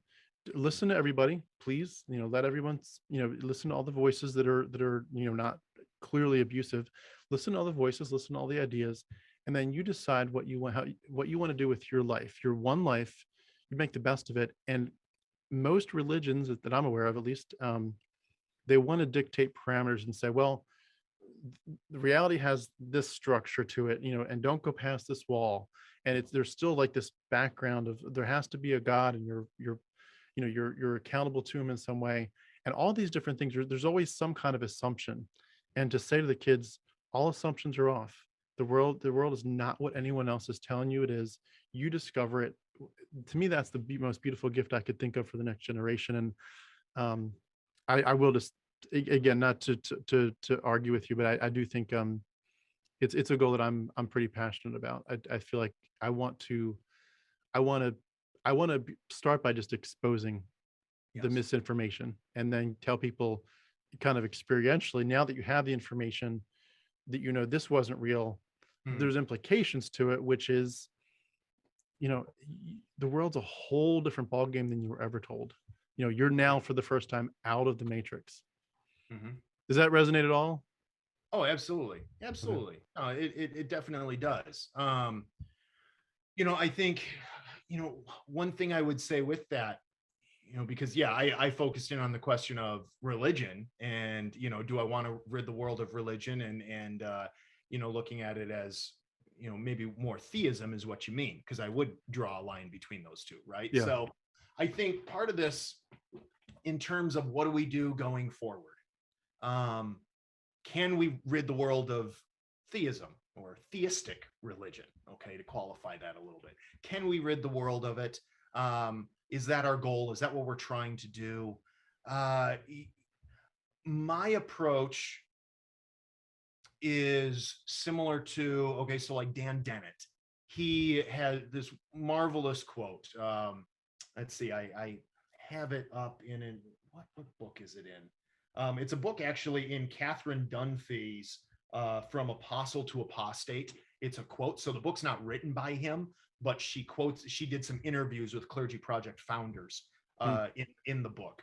And she has this marvelous interview series of quotes from Dan Dennett. And one of them, I by no means have it memorized, but he talks about how his hope for the Clergy Project is that the presence of us, folks like myself, the presence of pastors, ministers, religious leaders around the world who no longer believe, who have deconverted and are now public about it, that might give pause to others who are aspiring for the ministry. Say, wait a minute, if all these folks have now come out, realize they made a mistake, whatever, depending on the situation, maybe now that gives me pause to entering. And he paints this picture where basically he's looking to the religion of the future. And the hope being that the religion of the future, and partly fueled by the Clergy Project, that the hope, that the church of the future, religion of the future, it's still there. So here's, I guess, part of what I think the key is. It's still there. It's not gone. And personally, I think we're fooling ourselves if we think that we can just speak loudly enough and truthfully enough and like people are just going to disband it all. I don't think that's realistic. And based on this one quote, maybe Dan would speak differently if he were here. I'm sure he would, and I don't want to speak on his behalf. But at least in this quote, what we see there is, rather than trying to aim for that, rather recreating the religion of the future, really kind of what we're already doing, where now it's more of, it's a social gathering, it's a community that is working, that is sharing together. The theistic element is completely gone, and now it's just community together in groups of people. And he brings different, almost kind of paints it like sort of this country club type feel, I think. So I don't know if that's the best imagery or not, but then you also, there's this other fantastic book by, if you know, Dale McGowan and Jeff Haley. I think Jeff Haley's the lead author on it and Dale McGowan helped. But it's called Sharing Reality. The subtitle, I think, is How to Bring Secularism and Science to an Evolving Religious World. Something like that. I like that title. Basically, yeah, I mean, it's a great book. Check it out. Okay. A little maybe on the dry side, perhaps, but a good book, got some great ideas in there. And basically what the kind of the take is kind of what I was referencing before. What's going to get us to the finish line faster? Every time and it kind of references more liberal, more progressive churches, where we non-theists want to stand and be like, wait a minute, that's not what the Bible, why don't you follow the Bible? You're Christian, you don't follow the Bible. Like, this is what the Bible teaches. If you're going to be Christian, you got to take the whole bag. And it's got to be the way that I say it is, reading it the most liberal or literal definition, whatever. And basically what they pose is, what if we let them be liberal? What if we let them embrace science and evolution, rather than saying Christians can't believe them? Like, I think we try and do it as non-theists. I think what we're trying to do is poke holes. And listen, your theology is so full of holes. Like, how can you really be? Are you truly thinking that if we keep poking enough holes in their belief system, that they'll just let it deflate? But really, their belief system isn't squarely built in the Bible anyway. So is that really the best approach? So, so basically, Haley and McGowan's approach in this book is, no, encourage them. Yes, you can believe in God and get rid of original sin. Yes, you can be a Christian and embrace evolution and science and be pro-choice and vote Democrat and, you know, do all. Yes, you can be a Christian and embrace these things that maybe the world says that's not how evangelicals do things. No, because the more we encourage them to push the reams of their faith, the more it kind of tends to grow less faith-based, or even if it stays faith-based, at least it's an evolved faith that no longer believes in hell, that no longer believes that you need to pray a silly prayer, that no longer believes these things, and kind of getting closer step by step to that image that Dan Dennett paints, that really is kind of in some ways the image of congregational humanism, where it is, I mean, as a congregational humanist, we meet for assembly as a society, not for worship as a church, but for assembly as a society. We meet every Sunday morning. It looks very much like a Protestant church, maybe in some ways a little too much, but the theistic element's completely gone. And so kind of the idea, so I guess my approach is, rather than remember, I'm not a debater. My approach as a non-theist is kind of mirrors my approach as a progressive evangelical minister. I'm not going to debate with you. Believe what you want, but I'm going to nudge you and encourage you to just seek reality, look for truth, whatever that means. And let's look for the things that we agree on. Let's look for the common points. Let's work together. As a humanist, I'll work on, I will work with theists on things we can agree on. I will emphasize the common work and common mission we have, to whatever extent there is a common mission and a common purpose. And that's what I emphasize in my relationships with believers. So that I think might be the healthiest approach. That I think might be the approach that gets us closest to the goal line in the long run, rather than demanding things that might, because the old adage or the thought or the concept that the more I try and pry something from your grip, the harder you'll hold on to it. The more I tell you you're stupid, the more fully you're going to hold on to cling to what I'm telling you need to jettison. So no, hey, if you're happy in your faith, hey, I'm happy for you. But let's look for things we can agree on. And yeah, when we're talking over a cup of coffee or a beer, you know what? Maybe we'll kind of pull on that a little bit. Certainly, if you ask what I believe, well, I believe in humanity, and here's why. And here's, maybe if you want to know, here's what I don't believe in, and here's why. So that's kind of my approach, I guess. Yeah. But I have so many questions on that, but our time is almost up, and I do want to ask we've saved the kind of the most important question, which is I think the big question we came here for, which is why'd you leave? What got you out of Christianity? And I know, again, we're short on time here, but I'd love if you can just to take us to that kind of the crux of the matter. And I'd love to do a follow-up with you at some point and dig into some more of the details of your story and of some of these other topics that we're touching on. But I'd love to just make sure that we get time today to hear you were a Christian on fire for the Lord. You were a pastor, a minister, a counselor. You were doing missions. I'm sure you were on fire for the Lord. The gospel was your bread and butter. It was the core of everything. And you said, no more. What happened? What is it that led me, everybody wants to know, what is it that, led you to no longer believe in God? What is it that, led you to no longer believe, et cetera, to lose your faith, For me, it wasn't one thing. Everybody wants to know, what's that one thing? For me, there wasn't a one thing. It was sort of a collection of things. And as I'm piecing it together, and I can tackle this in a couple different ways. I'll mention this though, is that's one thing, one layer of several things, I suppose, that led me to write The Rise and Fall of Faith is, like I said, I'm not really a debater. It's kind of like I kind of left it and I'm like, okay, I'm kind of sick of talking about it. As much as I enjoy talking about, what I got sick of is having to tell the whole story every hour to a different person.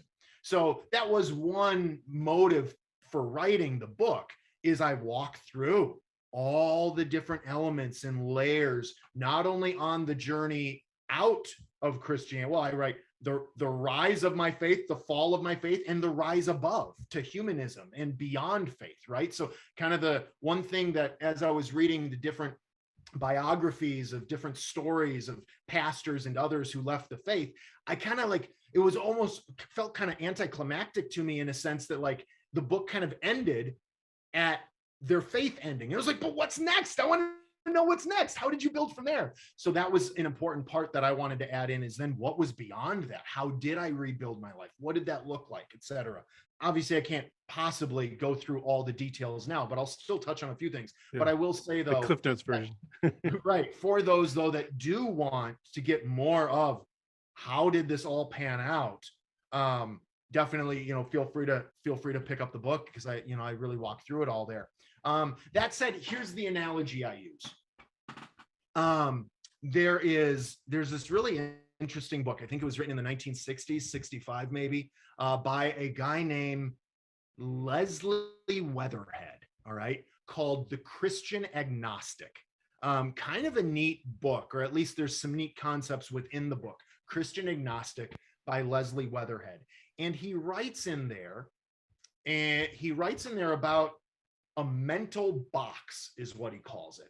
A mental box up in your mind. And anytime from his perspective as a Christian agnostic, so from his perspective, it was kind of like, well, I don't know exactly that it's all believable, but I'm going to will myself to believe anyway. And what doesn't make sense is fine. I don't, kind of like living in the gray. Okay. Was Leslie Weatherhead's perspective, I think. But so I loved this idea, though, of a mental box.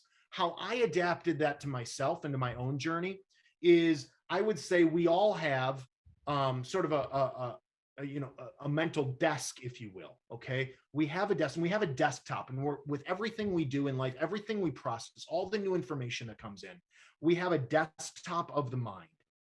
And as things come in, we're working on it. We have, this new piece of information comes on, we lay it out on the desktop. How does this fit in with the framework I have in my mind that I'm working with? My framework of the world, if you will, or of faith as a theist.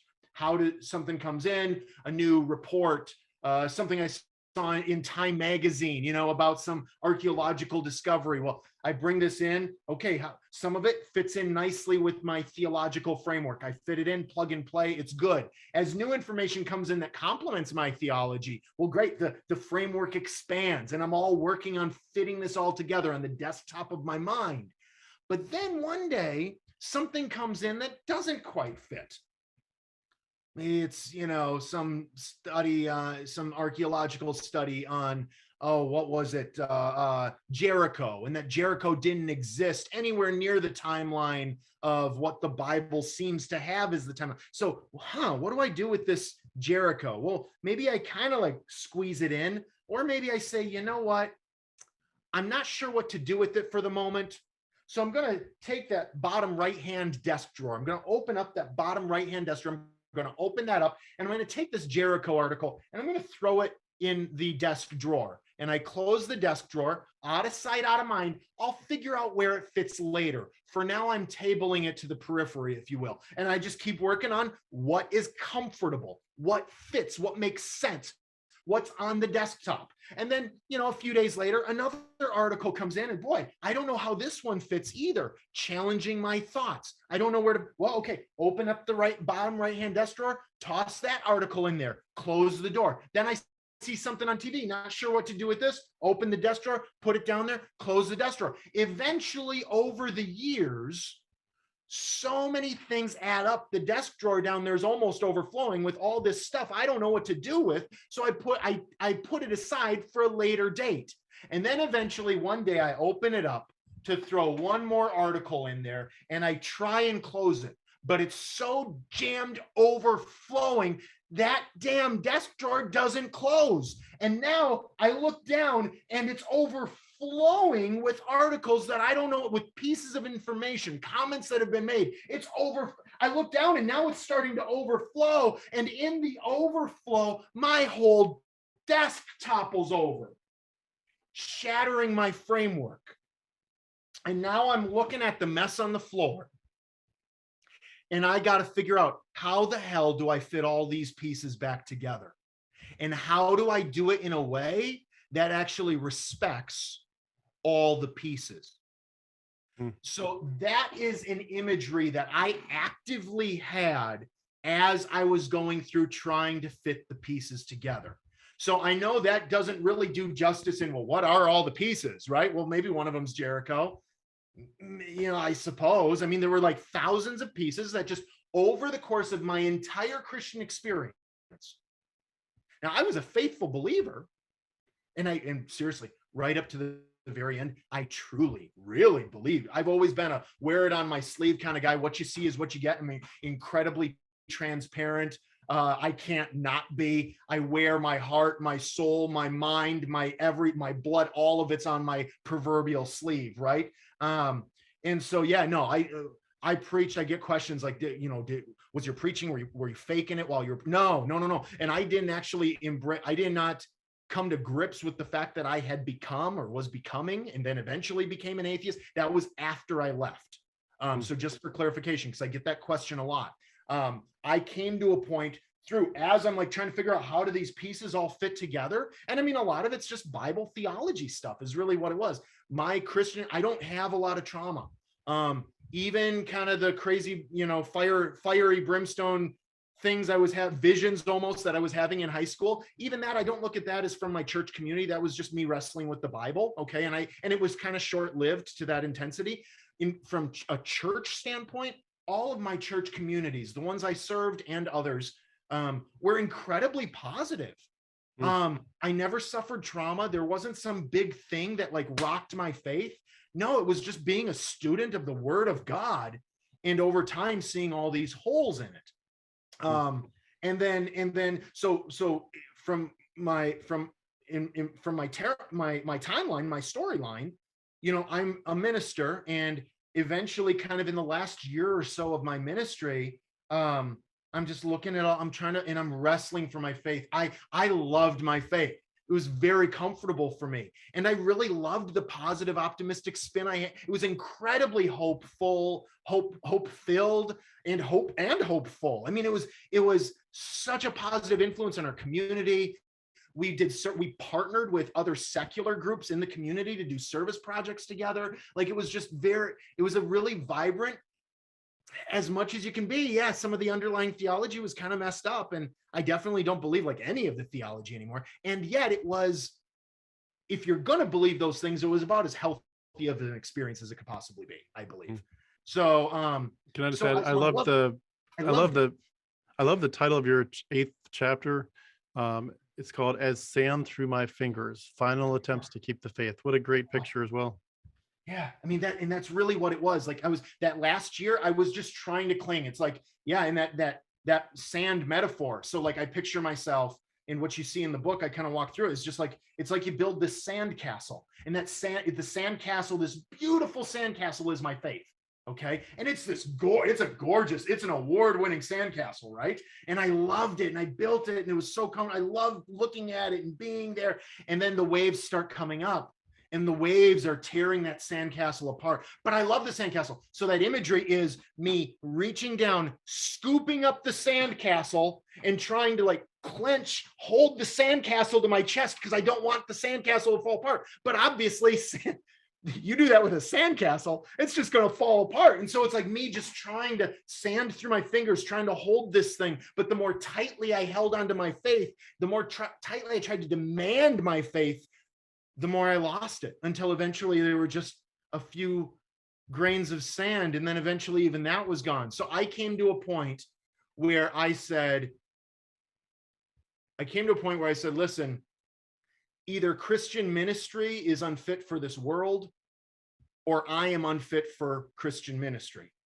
And I'm genuinely not quite sure exactly which of those two it is. Is Christian ministry unfit for this world, or am I unfit for Christian ministry? But it's definitely one of the two is the case here.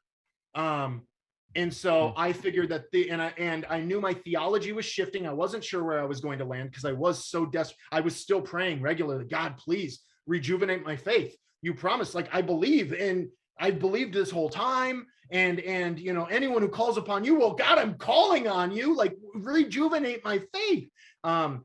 So I wasn't sure where exactly I was going to land theologically, but I knew it wasn't this. It wasn't what I had been teaching. I had thought briefly, well, what if I embraced atheism and just, raised up an atheist? I mean, they were all progressive. They seemed at the time, they were kind of willing to follow me wherever. And so what if I tried doing it? But I'm like, they wouldn't, I don't think they'd follow me there. And B, did I really want that? Like, I had all these anyway, so I wasn't sure where I was going to land. And so I figured ultimately the most honest, ethical thing for me to do is to step away. And so that's what I did. And that's when I left. But can I ask, at that point, I was just looking through some notes that I had on for this part of it. You obviously knew this wasn't going to be received very well. I was looking through your blog, and a very typical comment, back May of 2015, someone says, your life might be better now, but it won't be after you die. Satan got you, bro. I'm sad for you. Also in your blog, you talked about the issue with your daughter in the school, and the question about the teacher saying your different beliefs, and there are some people who are atheists, and your daughter having the confidence and bravery to speak up and say, my daddy's an atheist. You, from a Christian perspective, you knew it was at stake, and you certainly knew that you'd get backlash, but in a bigger sense, even if you didn't get any backlash in terms of comments or this or that, the biggest backlash of all is God's now, you're no longer on God's side. Yeah. How did you deal with just knowing that the world of Christianity was going to see you as a traitor, and that more than anything, God was going to see you as a traitor, at least from their, not obviously we don't believe that God is real at all, but from their perspective, their God, the Yahweh character, is going to see you as a traitor. How did you deal with the backlash that I must imagine must have been overwhelming at that time, especially as a pastor? Yeah, I mean, so I mean, at that point, it was after I had left the ministry. So that was all afterwards. I left the ministry in 2012. I didn't come out as an atheist until 2013 and started blogging about that at that point then. So, I mean, I knew that that people would not receive it well. And honestly, I was at a point then where I just felt like, I was really going through some hard stuff, I guess, just in terms of, partly honestly from a mental health standpoint, but like I felt the need to kind of just like run it, like, because my whole world had cracked, my whole worldview, everything. I had never seen myself as anything other than a follower of Jesus from high school on. Like my whole identity was swallowed up in him, and now it was gone. So if your whole identity is in Jesus and now Jesus is gone, well, then you're gone too. Like, who are you? So I kind of went through like a low key, life crisis, identity crisis. And I write in depth in it in the book, and like would wake up cold sweats in the middle of the night. One time I felt this feeling like I just had to get away. I had to just like get away, rebuild, just like figure out what the hell, everything, like I was so focused on my framework. My framework was everything. And now I felt this oppressive need to rebuild my entire framework from scratch and now. And so this almost kind of made me like claustrophobic psychologically. So I literally woke up one time in the middle of the night driving on my way to Wisconsin with this framework of, so like I'm sleeping, I wake up and I'm in the middle of driving. Like it was the most bizarre experience. And I was like, I need to get out of here. Like I need to just go. It was just this feeling of sheer terror. Like I need to go, I need to get away, rebuild my whole life and never talk to anyone else I know. Obviously I have kids at home. I had a wife. I didn't want that, but like I felt my psychology, if that's the way to put it, kind of pulling me in that direction without me wanting it. So, we handled that a few different ways, and there's not time to go into it all now, but in terms of my relationship with others, oh, hey, hey, beautiful. How you doing? This is Ellie. Hey, Ellie. Aren't you gorgeous? Say hi. Hi. We have some tears back there. Yeah. Say hi. Hi. Yeah, you're beautiful. I love your pink shirt. And your dad's pretty cool. You got a pretty great dad. Say hi. Oh, I suppose they can't hear me. Yeah. Say hi. Hi there. I love your pink shirt. Yeah, you got a pretty great dad. I hope you get some time to play with him later. Think so, maybe. We do lots and lots of hugs, don't we? Yeah. All right. Can you go play with your toys? Okay. Yeah. Bye. Bye, Ellie. Bye, Ellie. Oh, that's great. That's great. But yeah, so I mean, so I kind of within all that, I guess like I defriended like my entire Facebook, like I just pulled away from everyone. And so there was no, like, I didn't even entertain what others wanted. I couldn't deal with it. I knew that people would have a million questions. I just couldn't deal with it. And in the midst of that, I'm in the midst of a divorce, or at least a separation at that point. And so, but then eventually, I mean, that's also another layer of why I wrote the book, is to try and address that, to give people a real understanding of what my faith was like, how much I loved my faith, how much it really truly was in me. So part of that was to kind of try and, for whatever it's worth, kind of argue against, I guess, the whole, was I really saved sort of thing, which of course at the time, now I don't really, nobody bothers me about anything anymore. But back then, all these arguments, people trying to convince me I wasn't really saved and all that kind of stuff. So that's part of the motivation of the book. It's one layer. But I wrote the book really in an attempt to bring a greater dialogue. And that's where I very quickly became. I started off as a little bit more of an aggressive atheist. I was, there was the whole hashtag normalize atheism back then. You started seeing it everywhere, just normal. I did some billboard stuff, my face on a billboard normalizing atheism with the, not recovering from religion, with the Freedom from Religion Foundation. So doing some stuff like that. But kind of where I quickly settled in was saying, you know what, let's look for commonality. Let's create a dialogue. And the book is very much written to foster a dialogue. So like the subtitle, right? So The Rise and Fall of Faith, a God-to-Godless story for Christians and atheists. So it's written for both.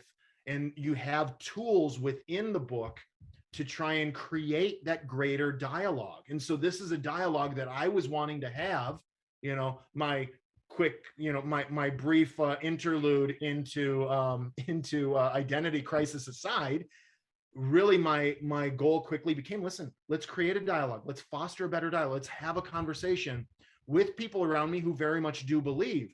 Let's try and break down some of the stereotypes that we each have against each other. And the book seeks to do that. So let's, as yes, Christians, believing evangelical Christians tend to have a whole list of assumptions they make against atheists. And also atheists tend to have a whole list of false assumptions that we make against believing evangelical Christians. And so let's break down some of these stereotypes. Let's break down the walls. Let's build bridges. Let's build conversation. So there's tons of tools and question guides and stuff like that in the book.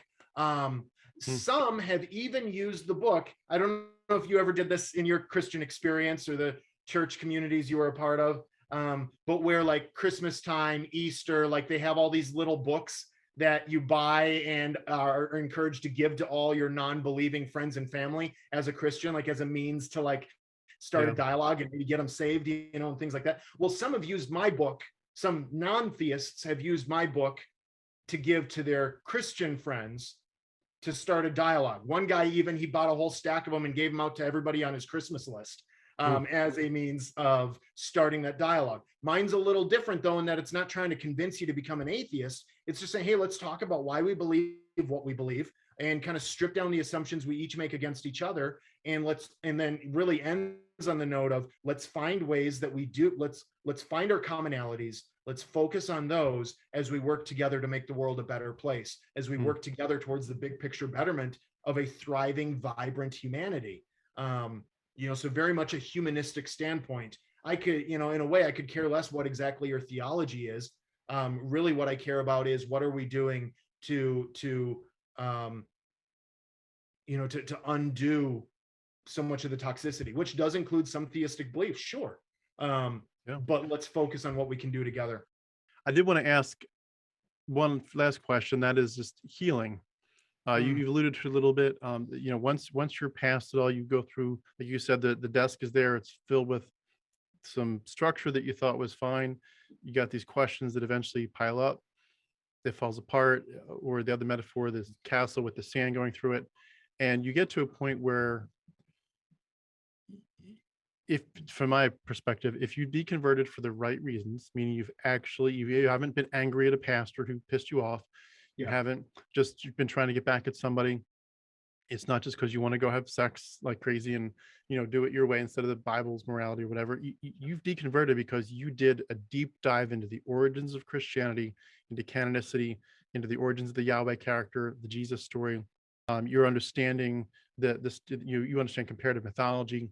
You understand that there weren't 4 gospels, there's like 50 or 60 gospels, there's at least 6 books of Acts, there's dozens and dozens of other epistles, maybe hundreds of them, forgeries, counter forgeries, even within the canon. You've done your homework, you understand this is absolutely not a divine book in any way. This is a completely human book. There's simply no reason to plant your life on this. If you've deconverted the right way, eventually you can't go back. And you wouldn't want to go back if you could, but you can't go back. You know too much.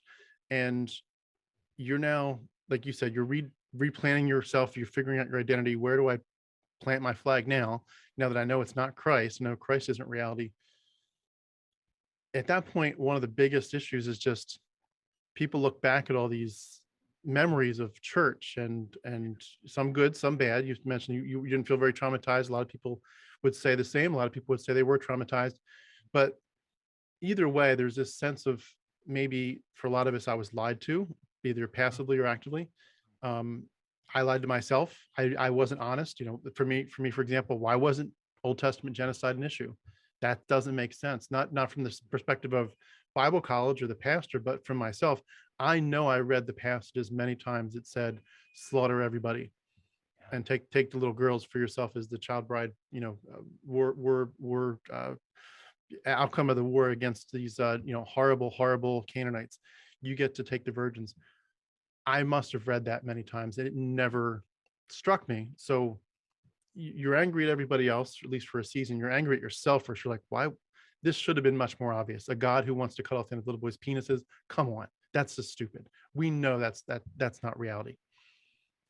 But you get past it, and eventually you just feel like the world's spinning around me. Everyone's trying to say you're wrong. Jesus is God, and the Bible's from God, and the gospel's where it's at.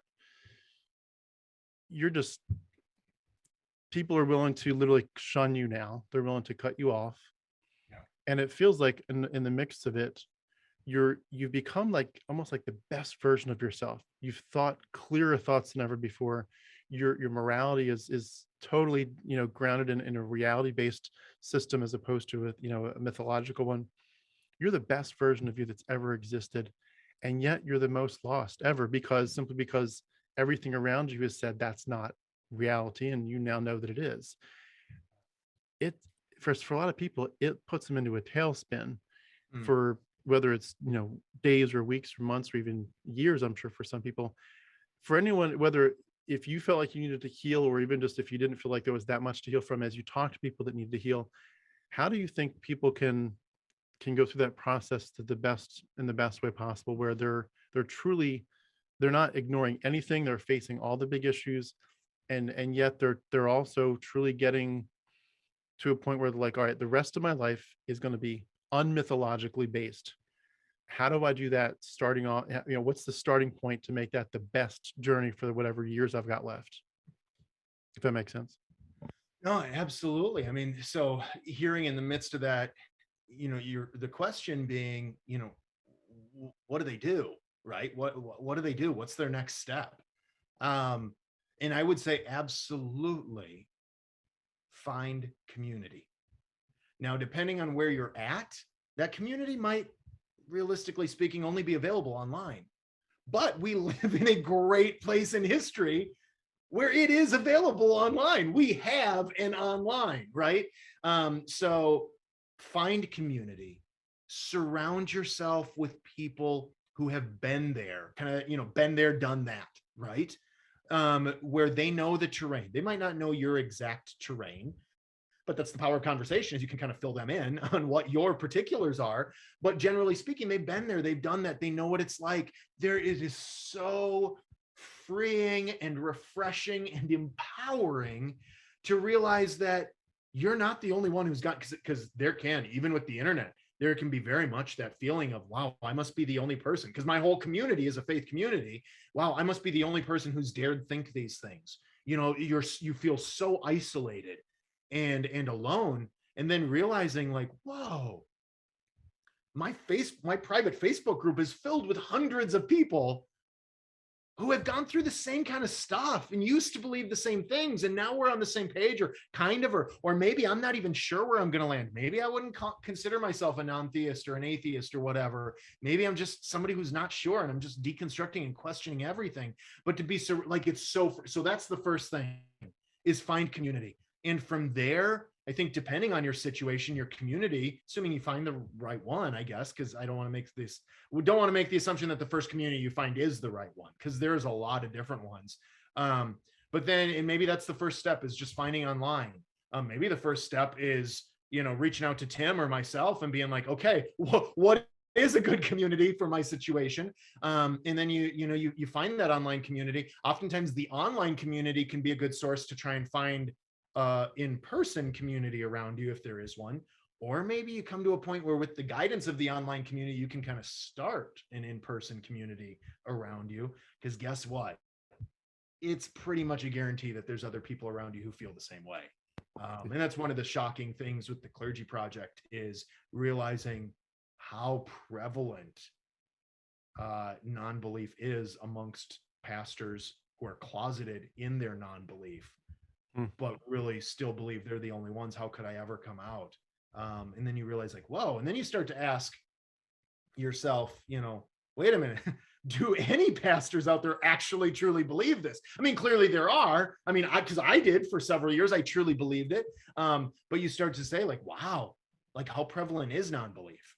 Even amongst those who appear the most devout in my fundamentalist community, or whatever it may be. So definitely, though, all that to say, finding community, find online community first, and then go from there.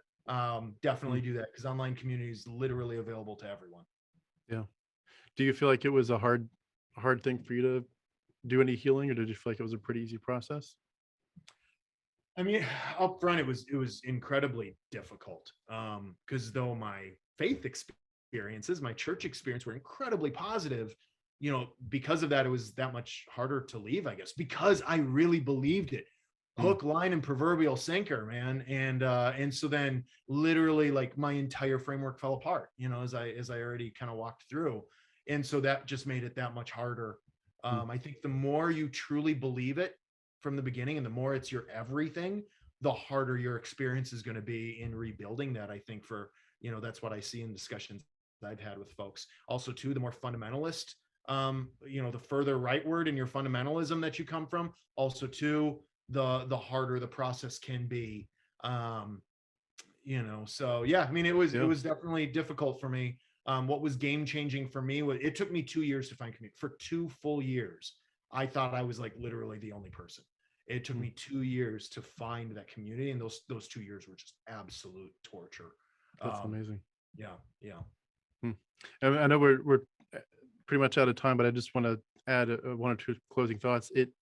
One of the hardest parts about this is, and I'd love to put a pin in this for hopefully our next discussion in a few months, but the idea that those around us, like we know that it might actually cost us relationships, and I'm sure you have stories to tell. Other people share their stories, but there's some painful stuff, not just in the actual deconversion and healing from that process, but some of the pain might not even have started yet. That's going to come of it, and it's like you said, community is so critical in that, being able to have some people that'll back you up.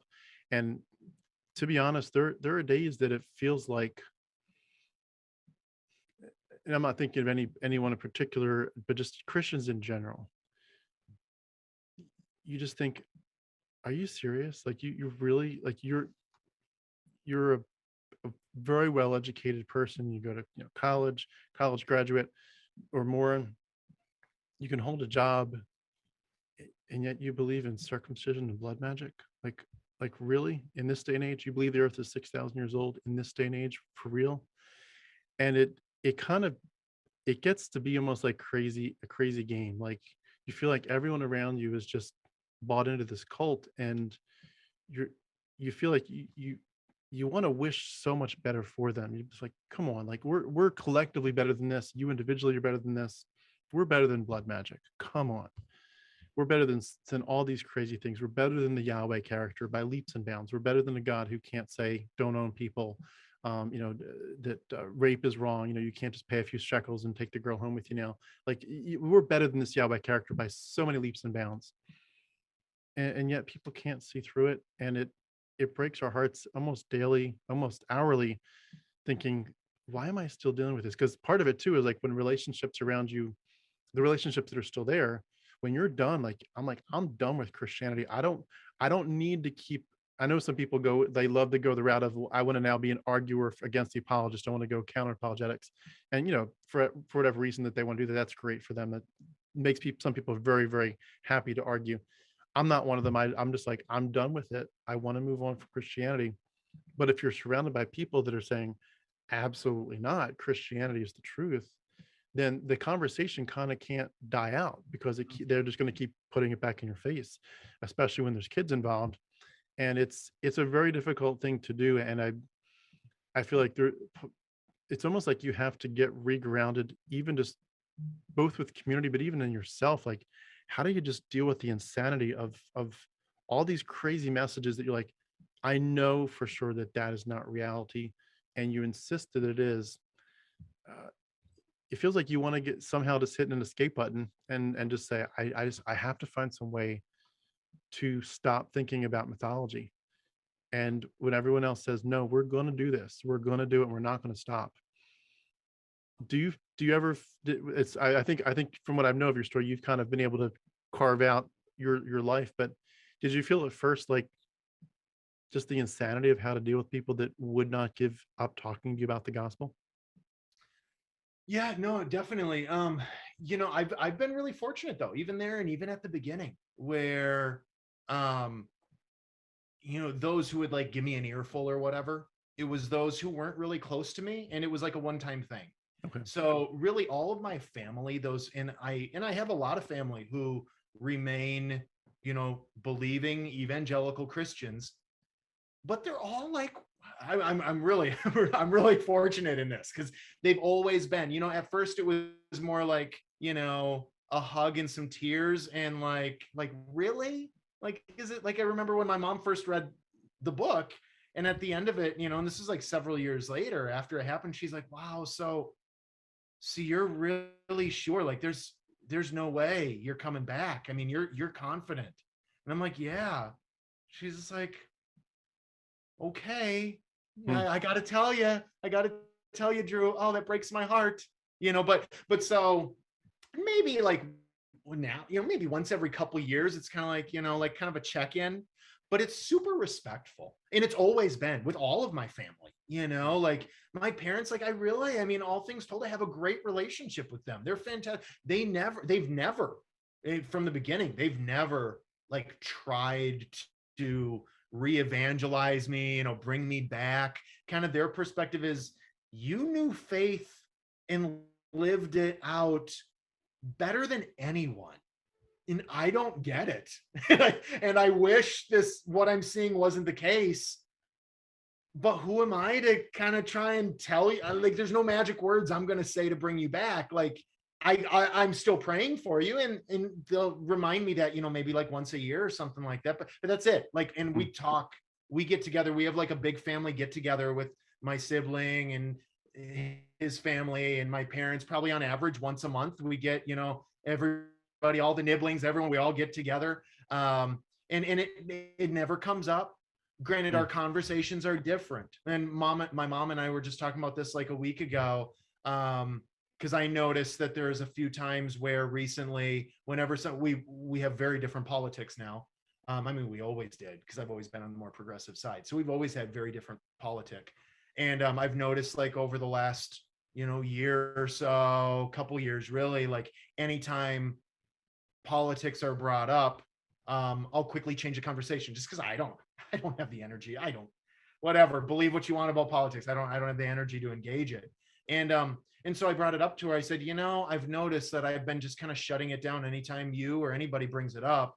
And I said, that's not best. That's not healthy. Obviously, if you want to discuss it, like, you're free in hearing, you feel good about hearing my perspective if you're bringing it up.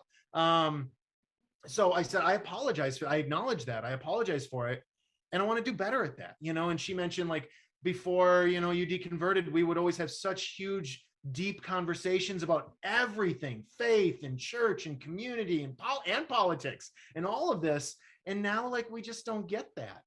And I said, yeah. And we can, but we're both on the same page. Focus on what we agree on, focus on the commonalities, make the most of it. But we both kind of sense that a little bit of a heartache, bittersweet, like, but wow, we had good conversations before. Yeah, we did. But it probably doesn't make sense to really bring them up again every time, but yeah, so but that's, I guess, all that to say, though, like, it's as good as it can be. I'm in a very fortunate, nobody preaches to me. Nobody like is constantly reminding me, like, I'm praying for you, I wish you'd come back to faith. Like, nobody in my life does that. And it's always been that way. I received a couple death threats early on, but those are death threats from people around the world that don't know me. They were just reading my blog, and they get upset and they send off some fiery email that's all full of all kinds of angst and judgment, but I don't know them. Whatever, I laugh it off, I delete it or archive it or whatever, and I move on with my life. I received one email after my divorce. I received an email from someone I went to high school with, who was like, you're such an asshole. I hope you're happy. You've abandoned everything that matters. God's going to judge you, rah, rah, rah. That was kind of like the person who was closest to home, I guess, but it was like a high school person that I never had a real, why do I care what they think? So yeah. It's kind of surprising in one sense that they don't come after you more with the gospel. I mean, in a positive way, like, just to be like, because you know where you and I came from. If you really believe the gospel, there's power, and it can save the worst atheist on the planet. It can save the worst criminal. And it is interesting. I'm surprised how many people don't share the gospel with me. It's almost like, do you really believe it? Because you never talk about it anymore. But Yeah. anyway, I think there's also the intimidation factor. Like if they know that you know everything they're going to say, then it's like, what can you really do? You know everything I'm about to bring up. You know the gospel backwards and forwards. You preached it. I can't preach to you anything new. You know it. So it's interesting. Well, I just want to ask. I know we've gone over time. Is there anything I didn't ask about that you wanted to wrap us up with that you wanted to add? No, I mean, this has been great. Thanks for having me on. I think I would just point towards, looking as far as what's going on now, what's going on in people's lives. And as you're looking for maybe those who might be looking for a new framework, like what is our new sense of ethic? Since Christian ethics don't believe that, what is our ethic? What do we do? Like, there's some really cool stuff going on with our humanist community here in the Twin Cities. So check that out. It's for UU or Unitarian Universalism. There's some intersections there with non-theistic humanism. And that really centers on, a lot of that centers on First Unitarian Society, Minneapolis. So check that out. It's firstunitarian.org. So it's really simple, firstunitarian.org. And that's our particular community. Some of the cool stuff we're working on now is decolonizing humanism. So when we think of, a lot of us who are kind of aware of humanism, it's very philosophical, it's very Western. I mean, in a sense, it kind of started with First Unitarian Society of Minneapolis in this framework and all of that. But John Dietrich and everything, he was the first humanist minister that we had there. But you'll notice a lot of it, the history of humanism, of what we call humanism, is very rich white folk, rich white men, kind of snagging ideas from around the world, colonizing ideas from around the world, claiming it as their own, while also supporting and vocalizing things, advocating for things like eugenics, a century ago, right? So just stuff that hugely conflicts, and it's all rich white guys. So what we're doing now, we're working to use our platform to elevate humanist voices and progressive voices of people of color and of those who aren't cis, straight, white men, okay? And so really exciting stuff. If you're not familiar with J. Exodus Hooper, J. Exodus Hooper is amazing. They go by the moniker, or by not hashtag, but the @ symbol, whatever. I'm escaping it now. But like on Twitter, handle, Instagram and stuff. Yeah, the handle, ethical evangelist. Okay, ethical evangelist. So check them out. J. Exodus Hooper is fantastic, doing incredible cutting edge stuff. And really, this is the new wave of humanism, or whatever we end up calling it. But yeah, so decolonizing humanism and really looking to do new stuff. So those who are interested in seeing a brand of non-theism that isn't rooted in rich white guys, definitely look along this line and check out some of the stuff and some of the voices we're trying to elevate here. Well, thank you. I have not heard of that stuff, so I'll definitely be doing some digging, and I'll once I find that, I'll put some links to beneath our video if anyone wants to go right there and also do some research on that. That's awesome. Well, I just wanted to say thank you again. It's cool to hear your story. I feel like I've got so many questions. I really do want to dive in deeper, especially with some of those things that fit in that bottom drawer that you couldn't shut. I'd like to dive in more as to what some of those were at some point. But just want to say for today, thank you for sharing your story and for doing a little back and forth about some of these topics. And for everyone, again, we've been speaking with Drew Bekius. Hope I got that right. Drew Bekius. The list again of all you've done is so long, but I'll just say Drew Bekius, the author of The Rise and Fall of Faith. Please pick up his book and check out more of the details. I'm going to be doing so as well. And I really do thank you so much. It's been great to get to know you, and I look forward to taking it to the next level next time. So do I. Thanks a lot, Tim. I really appreciate it. Thanks, Drew.